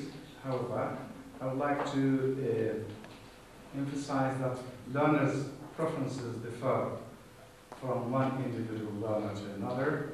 There are those who opt for communication or whose objective is communication, and there are others whose objective is the exam itself, and those very often are have a tendency to learn grammar and practical things that they are expected to use in the exam. So the teacher should be aware of these differences between different learners. Well, concerning the educational aims, one of the most important of these aims is to improve learning efficiency, which is itself related to many factors. Some are stable characteristics of the individual, but others are the result, from changes in the learning mode and attitude. Well, Stern hypothesizes that good learners exhibit 4 principal sets of strategies. The ones which are appropriate to our subject are the active planning strategy, which Jennifer has just commented on, and an academic learning strategy. Well, to be brief, I jumped the other 2. Then we have wider educational goals. One of the ultimate goals of education is to develop general autonomy among members of society. Schools should produce independent individuals capable of thinking for themselves. Society's goals for education are much broader than the achievement of certain areas of knowledge and skills. And this is emphasized again in the new pedagogical instructions, 1994, by the Ministry of Education. And this is dealt with in learner training part. It is also addressed in the new structuration of secondary education, 1994. Another education goal is the requirement for continuing education. There are economic, social, individual pressures on the educational system to provide continuing or continuous education. There is a great demand on educational systems to provide appropriate skills to cope with change with our era, which is very fast. So continuous education is based on skills individuals must master, in which educational system must aim at. Learning how to learn. Many reasons and justifications for study skills leading to self-instruction and autonomy have been given in defense of introducing it in our secondary schools. Helping people to learn how to learn is of a crucial importance to our pupils if we want them to meet the need for continuing education. Facilitating learning for those who are, for practical reasons, cannot take courses and helping students to reach autonomy. This consists in taking them through the process of study by means of appropriate skills. This need for learning how to learn is even more urgent than ever for those who will carry on their education at university, and more for those who will leave school either for job or because of failure.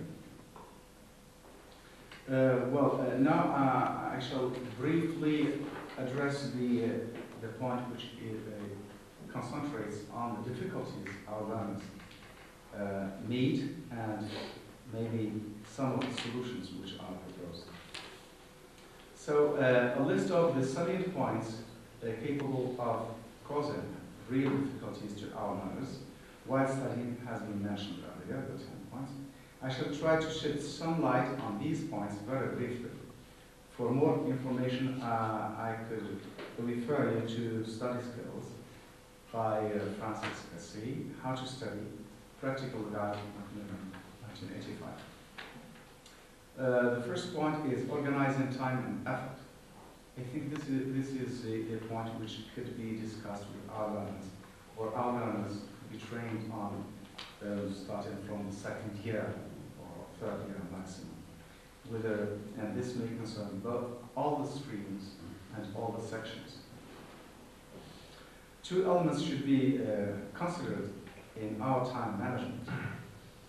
Listing the chores and things to be done, and drawing planner. It could be either a weekly planner or monthly, depending on your possibilities to get organized. Note-taking. Well, this is one of the learners' deficiencies who are unable to practice this skill because of lack of training. To alleviate the burden of the workload, it is an activity which concentrates learners' efforts to identify and understand the task in hand. Through identifying the key points the learner is after, the sources for training to exploit this skill could be books, articles, documents, or teachers' input. This activity could be a twofold one, or could have two purposes, either building a composition from one's notes or identifying the information sought on a document. Highlighting. This activity joins the above one, that is to say, note-taking. It consists in the identification of the new information for future use, and we only need a marker and a text or a passage. After highlighting has been done, the learner has his own conception of the useful pieces of information. If ever he has to resort to the text again, he will be saving both time and effort. Recalling and memorization, the activity consists in giving the learner both tips to use to facilitate his memorization, recall, and at the same time, activities or tasks should be designed as follow-up to such exercises. Organizing a revision. This is again, could join again the planning or time management of the learner, and we could again train the learner to revise how to revise his work, and maybe not let the work pile until the end of the semester or the term, and prepare for the exam.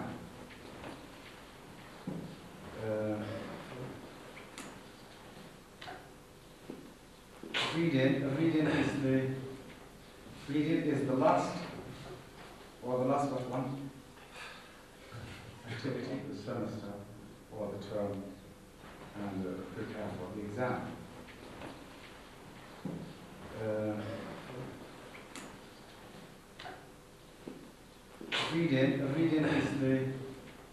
Reading is the last but one activity.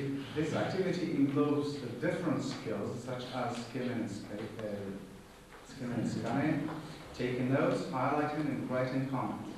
These activities enhance more concentration on the text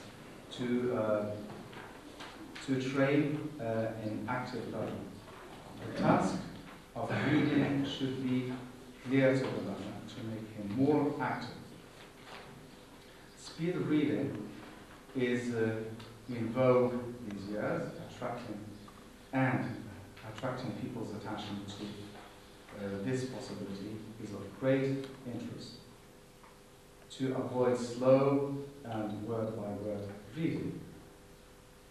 It helps to alleviate anxiety in the reader and enables him to cope more efficiently with his workload. This, of course, necessitates long-term practice, but raising awareness of the learners to the existence of this skill may be of help. One of the aims of speed reading is to enhance students to get a general idea about the text in set time, which reassures them, or yes, that they are not obliged to understand each individual word.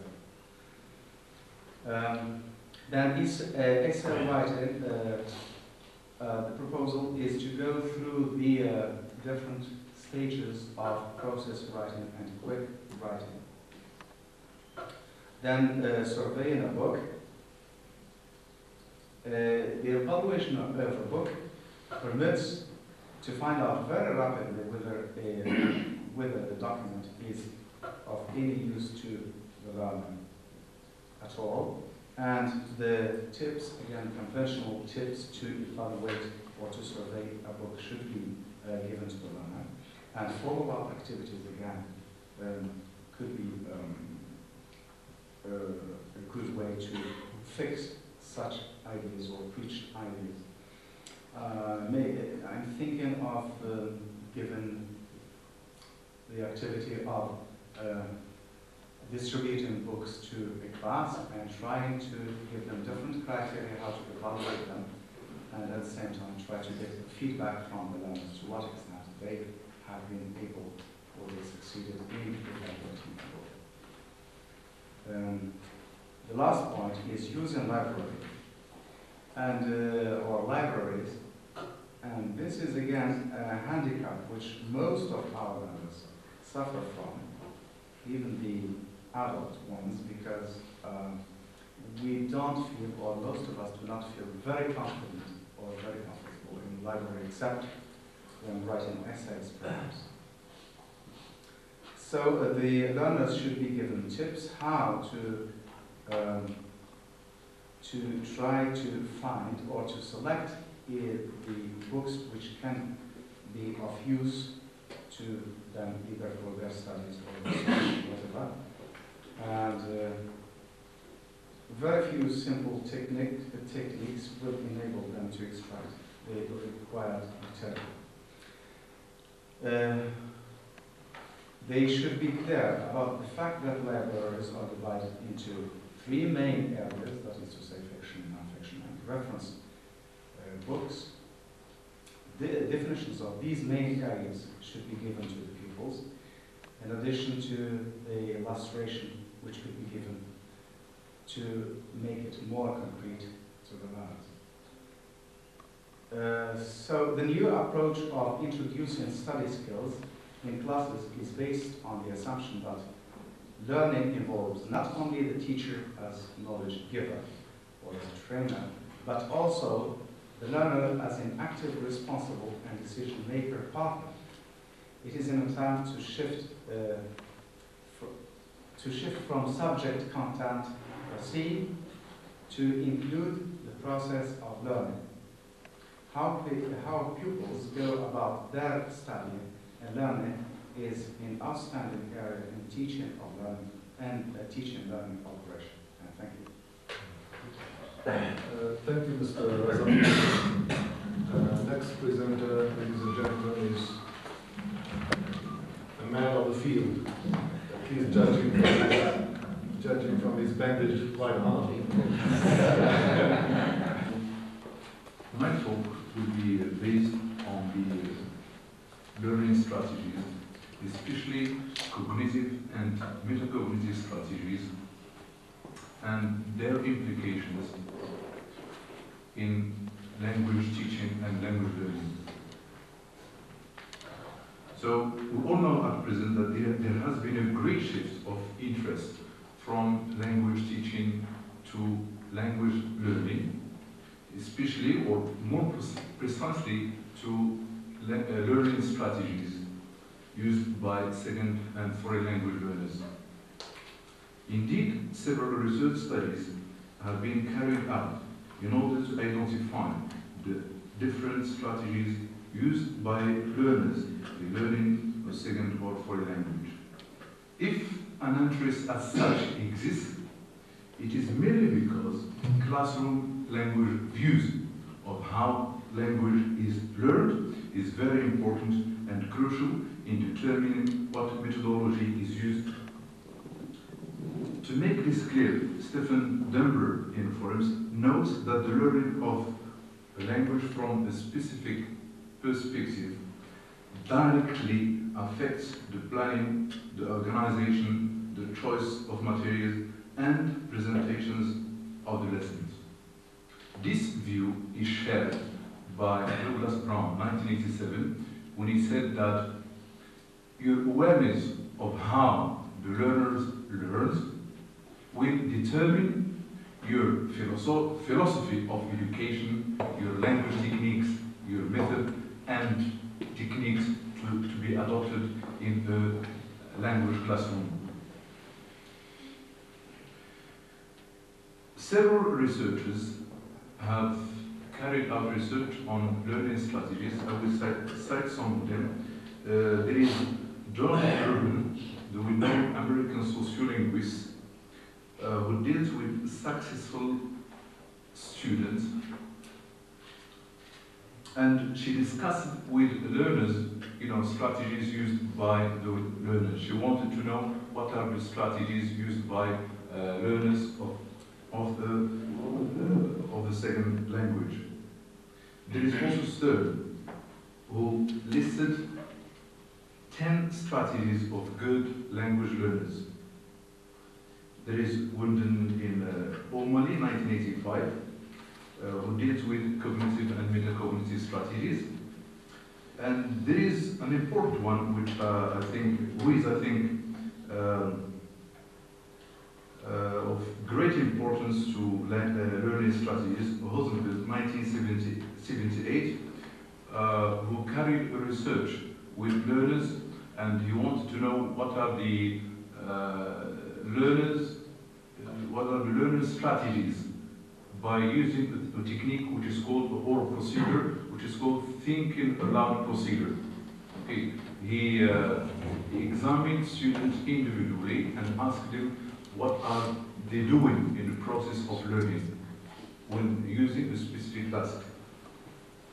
There is Rod Ellis, 1985. He wrote a book on language learning strategies, and in this book he wants us to know how learning in general of a second language acquisition takes place.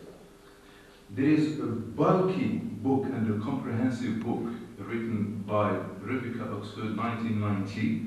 It is on language learning strategies. And I think in this book, she didn't deal only with language learning in particular, but she wants, if you read this book, you are going to have the view of how to learn in general.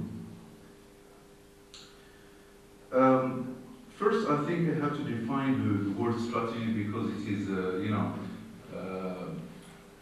it is given various definitions by various researchers. So the word strategies has originated from the Greek word strategos, or strategia, which is meant to refer historically and politically to the art of leading or leadership. Generally, it may be defined, the word strategy may be defined as any device or a method a learner employs when he wants to tackle the specific task in a particular situation to achieve a particular goal. And I think it's no use to deal with strategy, versus style, the difference between style and strategy, because we all know this, and the strategy versus process. And I don't want also to deal with learning strategies versus communication strategies. It's no use to deal with this right now, because of time constraints. I will be dealing right now with cognitive strategies. What do we mean by cognitive strategies?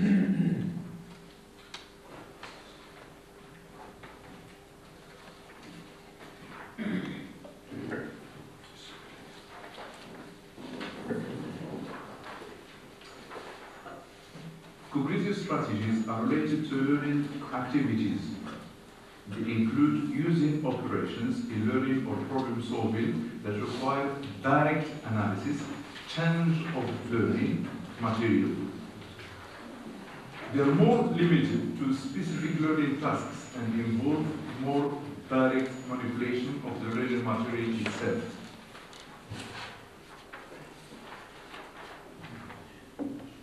So if you can have a look at the cognitive strategies, and these cognitive strategies are developed by Rebecca Oxford, 1990. Yeah, there are two, yeah. Cognitive, yes. Keep on circulating. Cognitive. Just cognitive for So these are the cognitive strategies.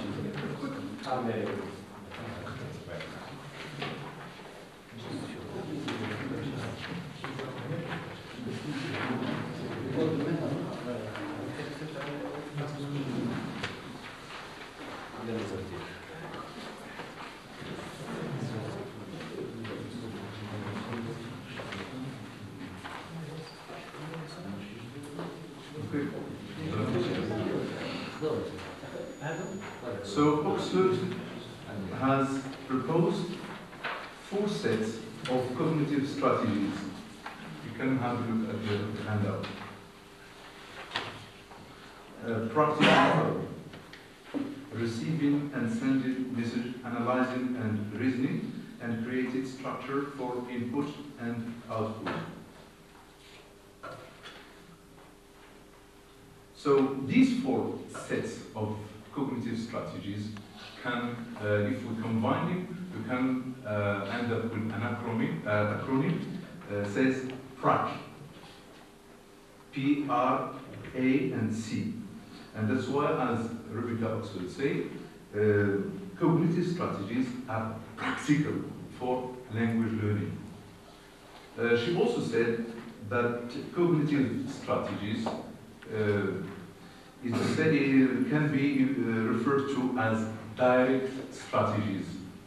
That is to say, when the learner is dived, with a particular task in a particular situation to achieve a particular goal. Sometimes, however, we notice that Moroccan learners make many mistakes, by generalizing, some rules, they have learned. We should not also forget, some manifestations, manifestations of learning strategies, such as, transferring,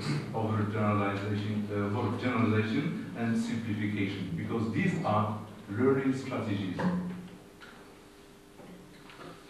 I don't want to go into detail, again here with the practicing what is meant by all the elements.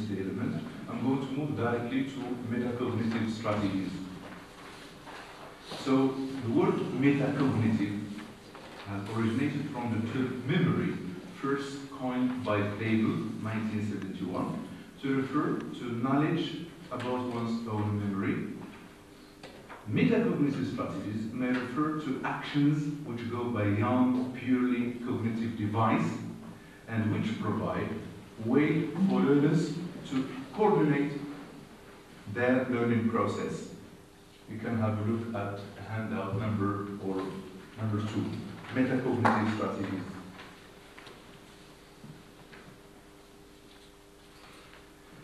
And if we look again at the 3 sets of metacognitive strategies, centering your learning, arranging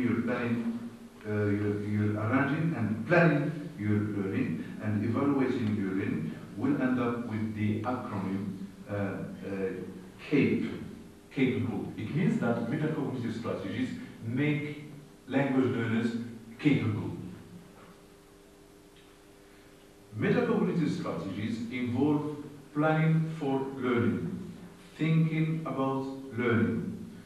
It's a process and as it is taking place, monitoring one's production and evaluating one's learning after an activity is completed.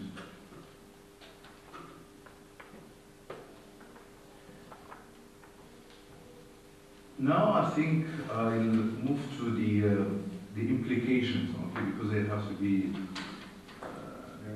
very brief because of the constraints of time. Implications of cognitive and metacognitive strategies.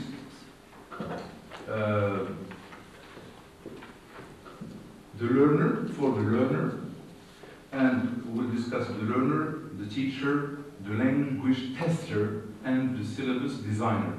So I will differs with the learner himself. So if the Moroccan learner is aware of the metacognitive strategies he used in learning English as a foreign language, he will undoubtedly become a successful learner. He will assess and evaluate his work. He may consider and reconsider his weaknesses as well as his abilities in language learning in general. The learner may also view his heuristics. What we mean here by heuristic is language discovery. These heuristics are valuable aids to identify source of information.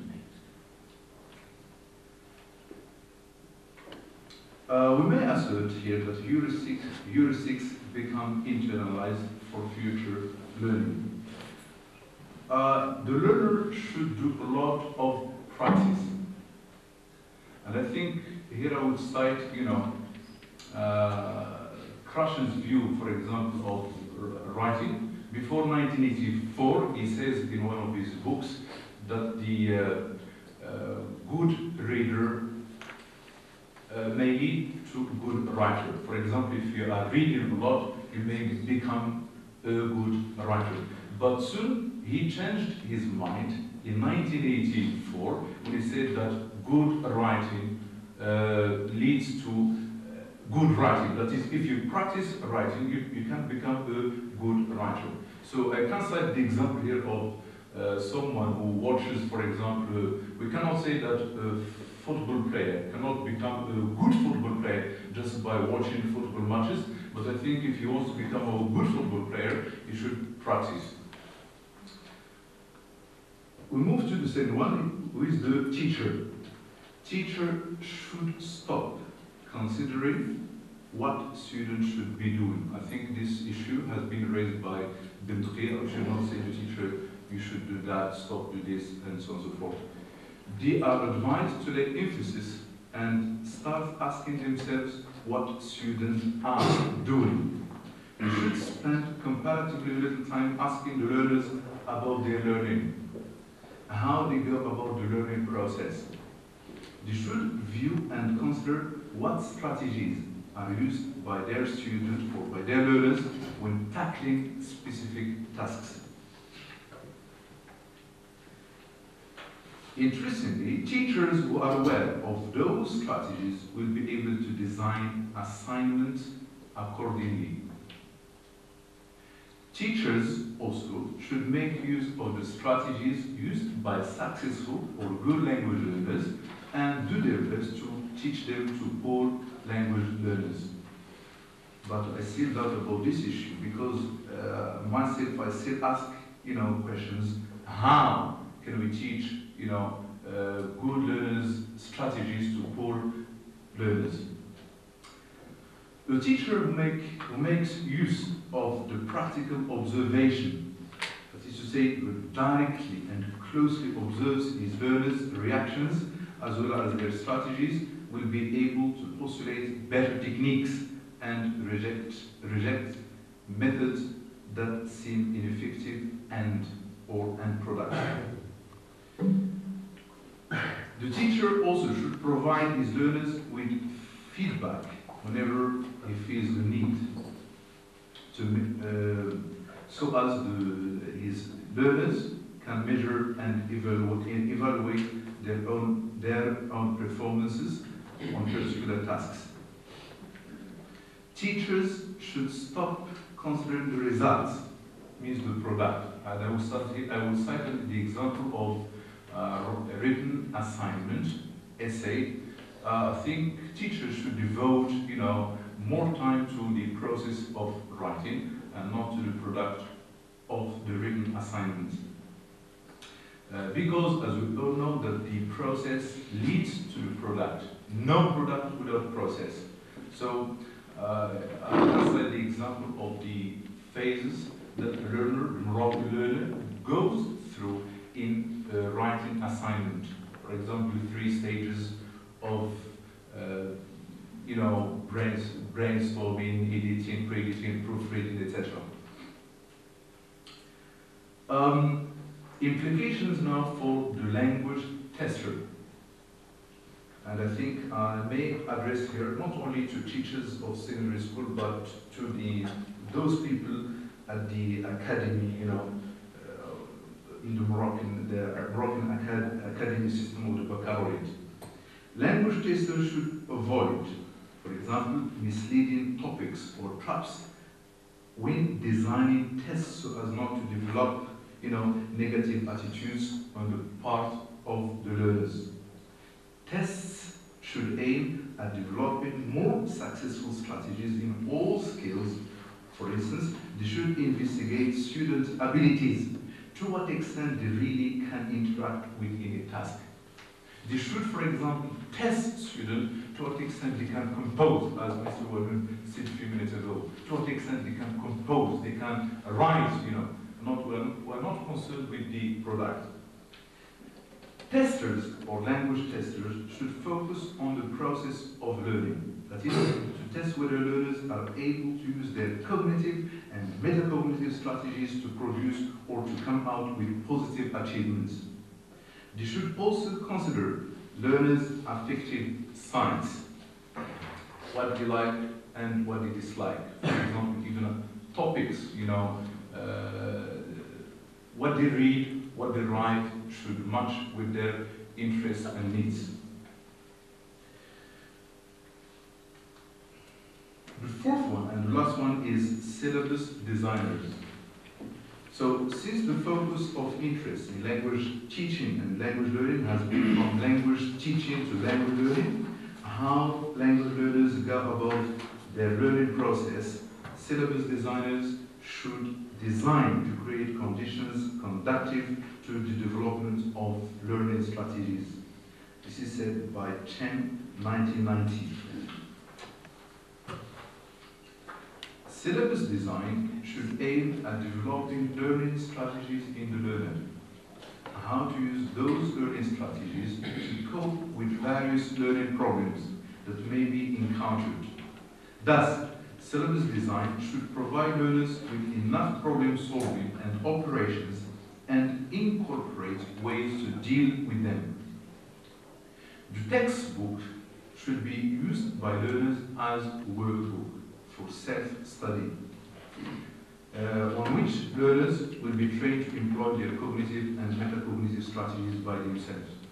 Okay, I think I can cite here the example of English Life 1 and English Life 2, the workbooks, but in English Life 3,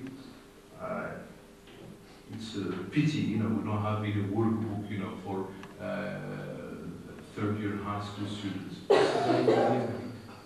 Yeah, I'm going to finish. It's a dying book anyway. Yeah? It's a dying book anyway. Yeah. Mr. Chairman, I'm going to finish not with your 2 minutes, but just with a question, okay? To conclude then my talk, I would like to ask, 2 different questions, okay, to be discussed in the round table. So the first one is, and according to my experience, I still wonder how could we teach, those strategies of successful students, successful learners to unsuccessful learners. because I still find myself, difficulties in applying this, and I have never come across, or any method, of using this technique with my student, either think aloud procedure or any other technique. The second question, which is, I think, which is of great importance, okay, and I think we are all aware that our Moroccan learners still find difficulties in the target language. So, do you think, and I'm going to use Alderson's hypothesis, do you think if our Moroccan learners find difficulties in the target language, do you think that this is due to the strategies developed in the L1 or L2, or do you think that this is due to the complexities and difficulties of the target language itself? And thank you very much. Fair enough. Fair enough, Mr. Larouz. You had 2 hours to think about the questions. As you can see, we've run out of time. There'll be two slots reserved for discussion this afternoon. And I suggest that we pick up where we left right after lunch to do the, I'm coming to you, to do the, to ask, the presenters, technical questions, the grandiose, costly questions we can leave till, the last discussion where presentations, are needed. So if you don't mind. I think we should have time to candidates. Okay, I'll leave the president to tell you about the strategies on how to get your lunch.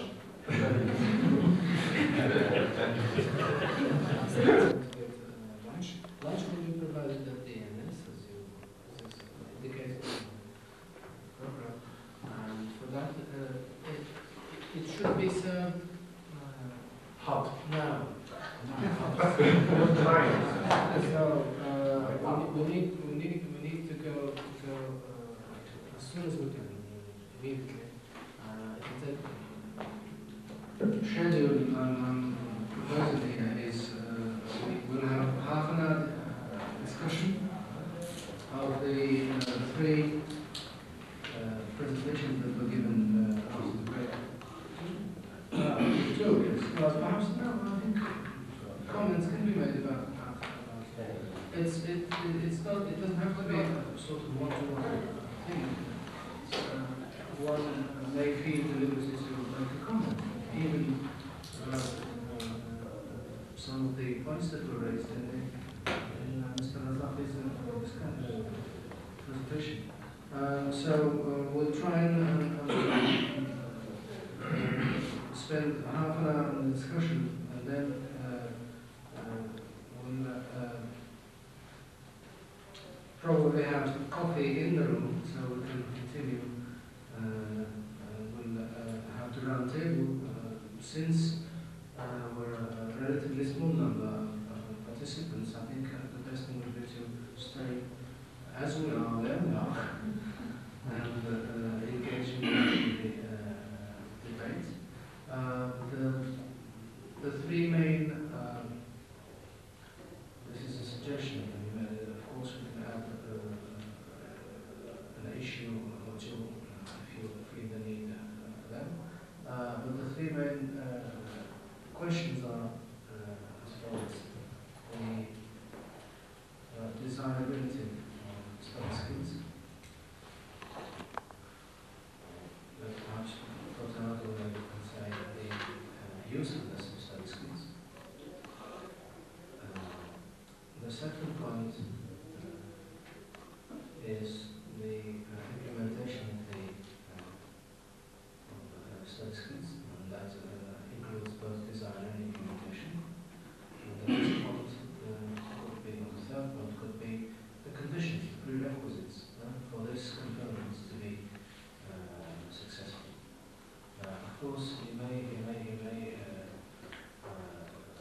want to add to this sort of framework, and feel free to chip in and contribute to this session. Now, we're hoping to spend 1 hour on round table. So, if we manage to start the round table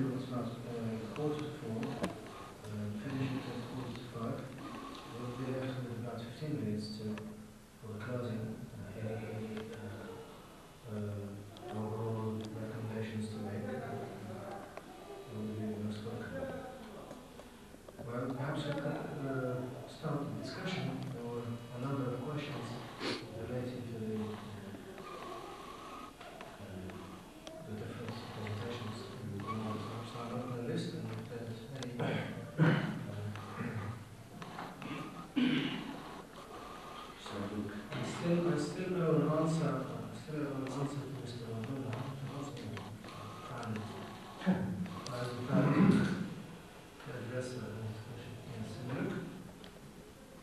Just to keep away with the letter.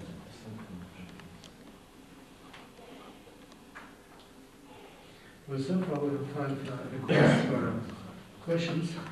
And if I could just remind you, please, to keep within the content of what was given this morning, so we can address the other issues in the round table. There will be time to discuss other issues, but if I could just ask you to concentrate on what went on in the presentations, please. Okay. Soon. Thank you, Mr. Chairman. As I said, I'm going to talk just as a way of keeping awake. And I'll start with the last presentation of this morning. And of course, in fact, the last two were attempts to see how study skills could be implemented at the secondary school level. I just want to point out the practicalities of those of the things that were said in both presentations. I'm talking about the last two, Mr. Razaqi and Mr. Razul's presentation. It was a good thing to see Mr. Razul to talk about those strategies that about cognitive and meta-cognitive strategies, and I think the question you asked about the teachability of those, I think that's something we will tackle more maybe in the panel discussion, so I'm not going to say anything about it now. I leave it for later on. Mr. Razaqi gave us a list to which we could add some other. If you remember the list, starting with planning, organization, note-taking, highlighting, revision, reading, writing, library work, and so on. Of course, you say we could add some more, but the thing that I want to say about these, or the comment that I want to make, is that these are interrelated. If we present them in isolation, it doesn't mean that they work in isolation, because in practice, you see, all of these occur or can occur, and in fact do occur concurrently. So that when you are reading, you see, you are making use of other study skills. And as I said, we could add some more. One of the things, especially at university, one of the things that I find very relevant is to encourage students to start to learning how to type. I'm saying at the university level, maybe not at the secondary school, but even so, because now that computers have made their way to the institutions, at the secondary school level, at the university level, I think one of the study skills that will prove very useful later on is learning how to type and making good use of typing skill. That is an economical way of writing, and maybe that's the best way of improving one's writing capacities. I was told this some 15 years ago, and in fact I discovered that the person who told me is absolutely right. That means I have improved my writing skill through the use of machinery and machines. And this, in fact, I want to use as a transition to Mr. Amqran concerning the focus on writing. I sympathize with Amqran for focusing on writing because it's the most difficult skill, especially at the university level, and having myself some experience teaching composition, first year and second year, although this was a bit in the mid-80s in Rabat, I know that it is the most hated skill by both teacher and student. And a teacher in any English department, you see, feels as if he is punished when he is given composition to teach. And sometimes some heads of departments impose as a way of, you know. But I say I sympathize, but it doesn't mean that I agree with you on the centrality.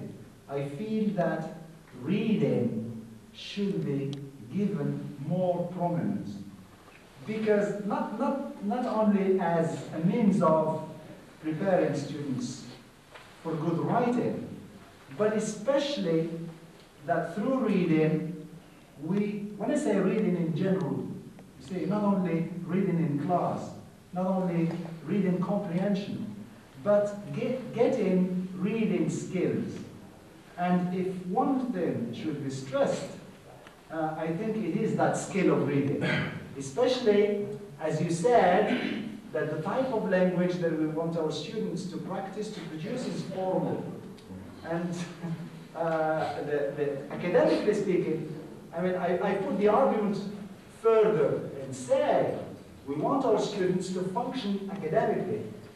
That means, see, and to be an academic, and in an academic setting, one of the skills that we make, or at least that we make use of most of the time, is reading. And reading here in its general sense, information processing. I'm tempted to replace the word reading by information processing. Whatever type of information, whatever source of information.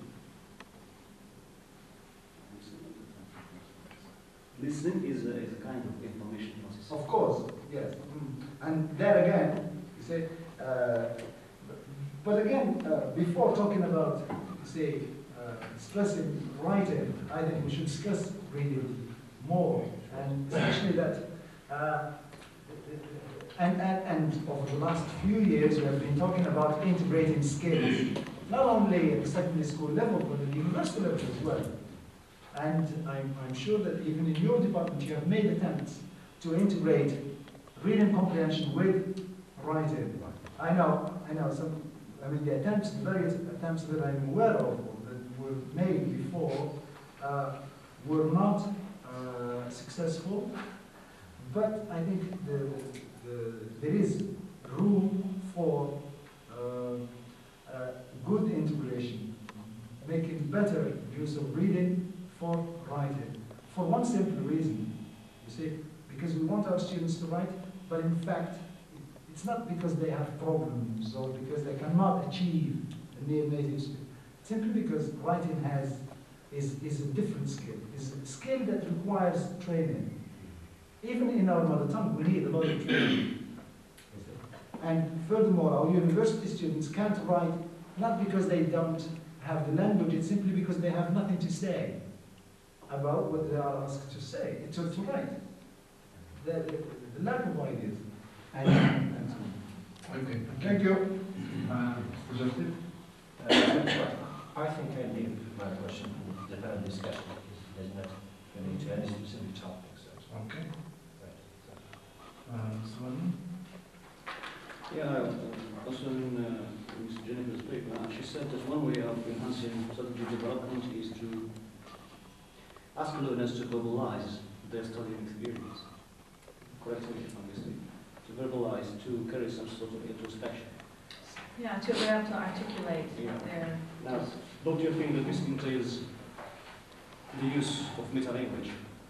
If yes, do you think that this meta-language is within our students' grasp, particularly secondary school students? I don't think it requires meta-language. I think it just requires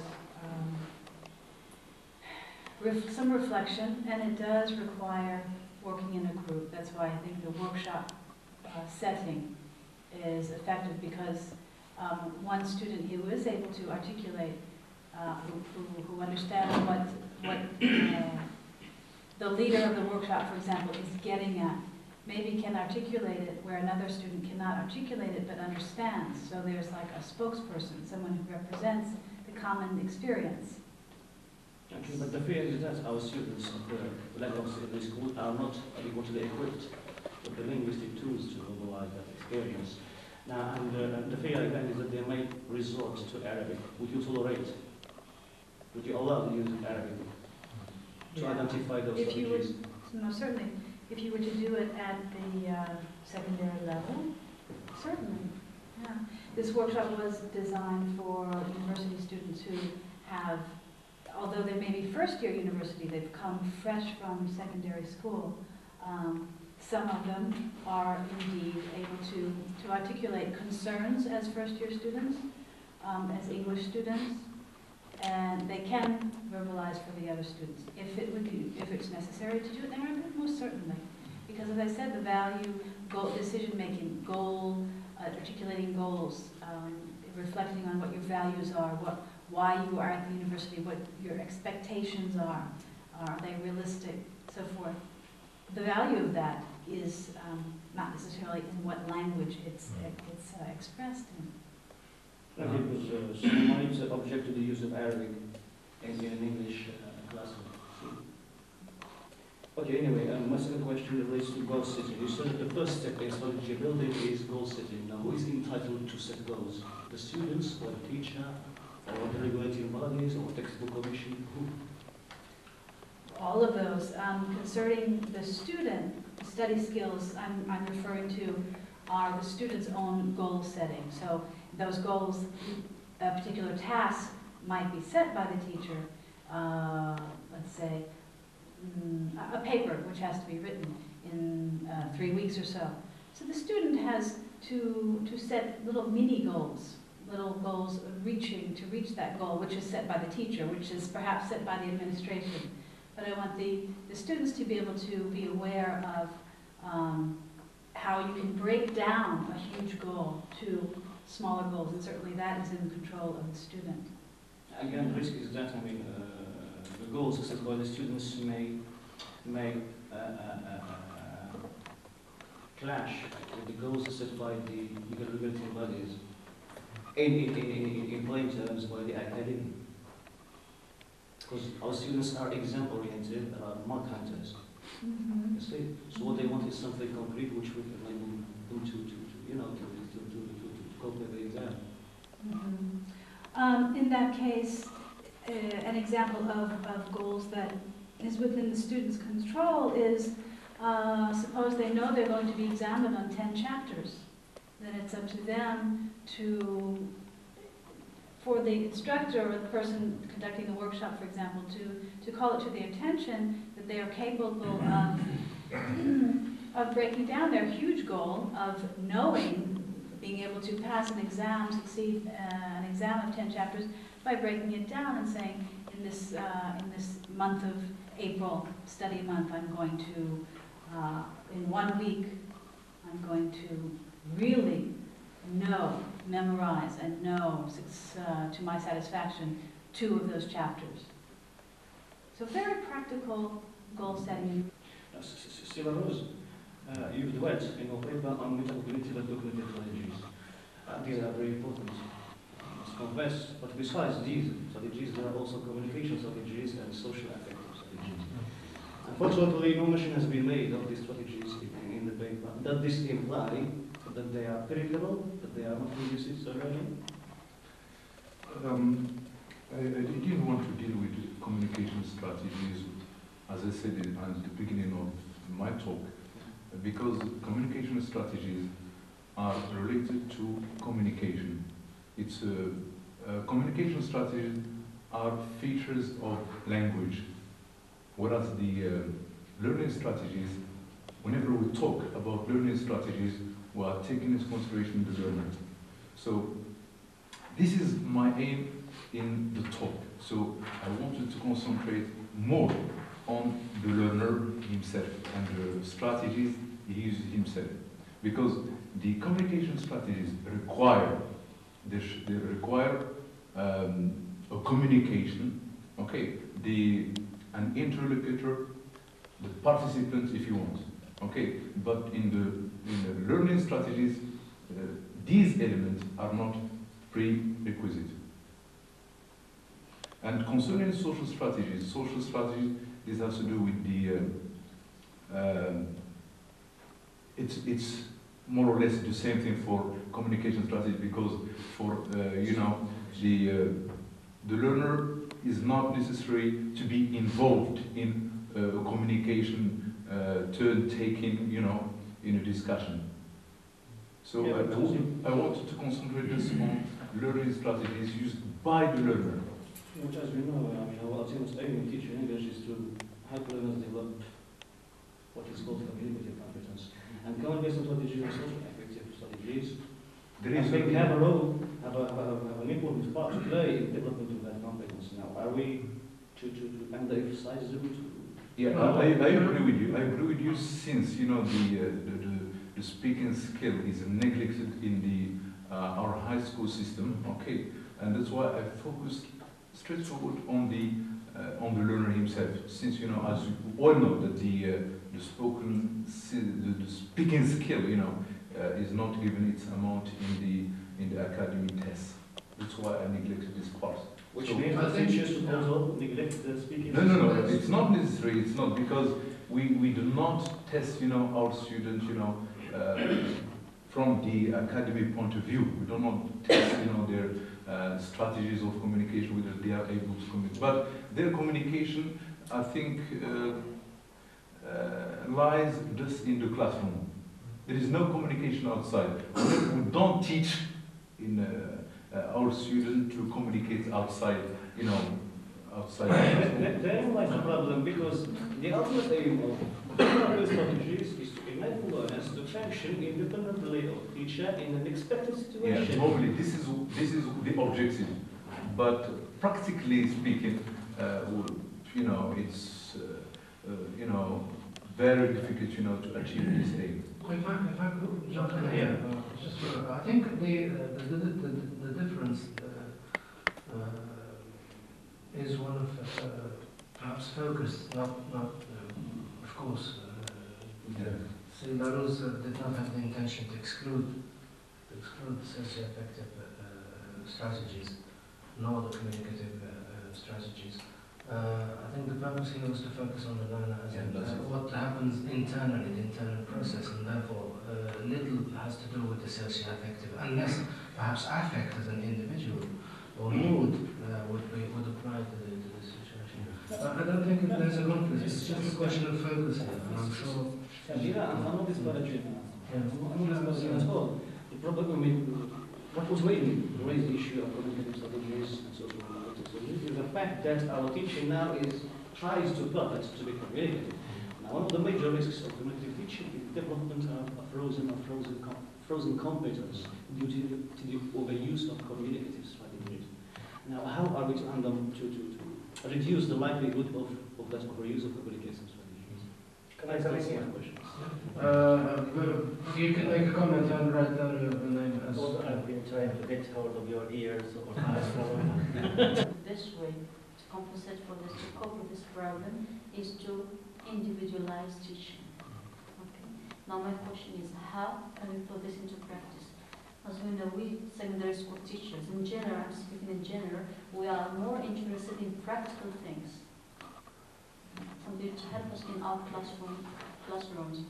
As we see the situations now, we have 44 to 46 students per class.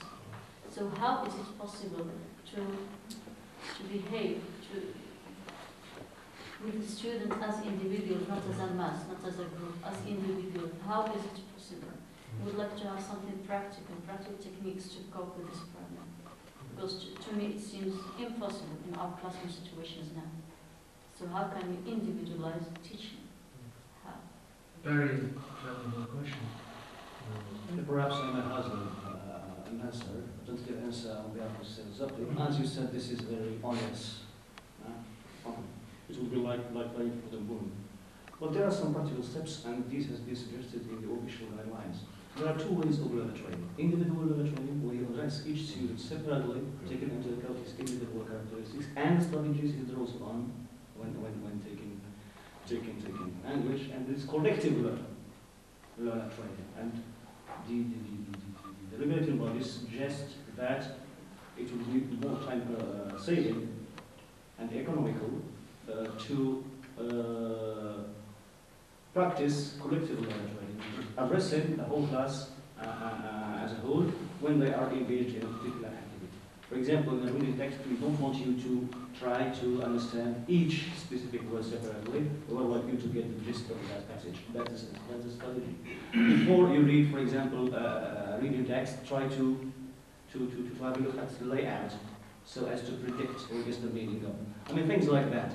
But individual instruction will entail one-to-one teaching, and that's not available even in ESP context in the United States of America. I think the idea is as individuals with different learning styles. I think that's perhaps the message that one should draw from this. And as Chris mentioned, you may resort to collective learning strategy as opposed to individualized learner training here. And depending on the situation, although you can't cater for each individual's needs, at least bear in mind that you're dealing with people with different learning styles, people with different paces of assimilation. That's important, and not treat the class as a sort of abstract concept. It's just one learner. I think that's the message to draw from this. If you can't take it, don't leave it. Can I say something? And on that point, yesterday's roundtable after the talk in Fez, I said, and I think maybe this would be a good response to your concern, is it's important, I think, to acknowledge and articulate and validate different learning strategies in the process of your teaching. Just so that the students are aware, and you could call this metacognition if you want to, so that students are aware that there are different learning strategies. Some students operate in some in others. So it doesn't have to be this very set I don't know, presentation, but just to be conscious of it and make it part of your teaching. I know particularly for me, I'm often a visual learner, and I know I can remember something and I can picture where it was on the left top of the page. And so you can acknowledge that there's something to learn visually, auditory, and so forth. There is just I would like to add something. Right, I think what we're doing is probably to vary the tasks, right, so as to give opportunities to teachers to explore different learning strategies, right, instead of that like step teaching, right, give them that opportunity, setting different learning tasks, right. I think this is just one way of doing it. And there is something else, is that the teachers, pedagogically intend should be made clear to the students sometimes. This is what I intend to do. This is what we train. We do it in process learning sometimes, when we want your students to write it. You may tell them about the topic. This is what we're going to talk about. This is the first stage, in the pre-writing stage. So that is part of learner training. Explaining the procedures. Explaining these. It's part of perhaps the touch on the metacognitive, meta-language in English sometimes. Yes, I just want to raise two important points which have been discussed so far. I mean, in the presentations of our colleagues, there has been a hint at learners' autonomy, learners' independence, humanistic education in Mr. Akram's presentation, in Mr. Razzaqi's presentation, individualized instruction, and even Mrs. Vianney's last question was concerned with the same issue. And all of these conceptual terms have one single goal to tackle. There is a focus on the learner. Now, I have a question related to Mrs. Vianney's question, is that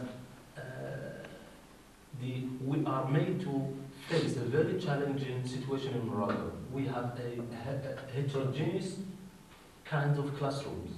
We have a classroom which consists of a variety, a number of students having different ages, different sexes, coming from different socio-economic backgrounds, having different motivations, having different attitudes towards the language, towards the teacher, and so on.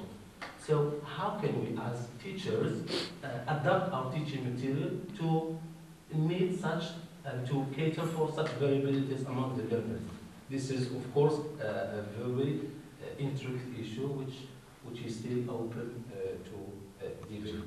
Now, the second point I would like to highlight in this respect is concerned with Mr. Ankaran's statement that the oral skill has been eliminated from the syllabus.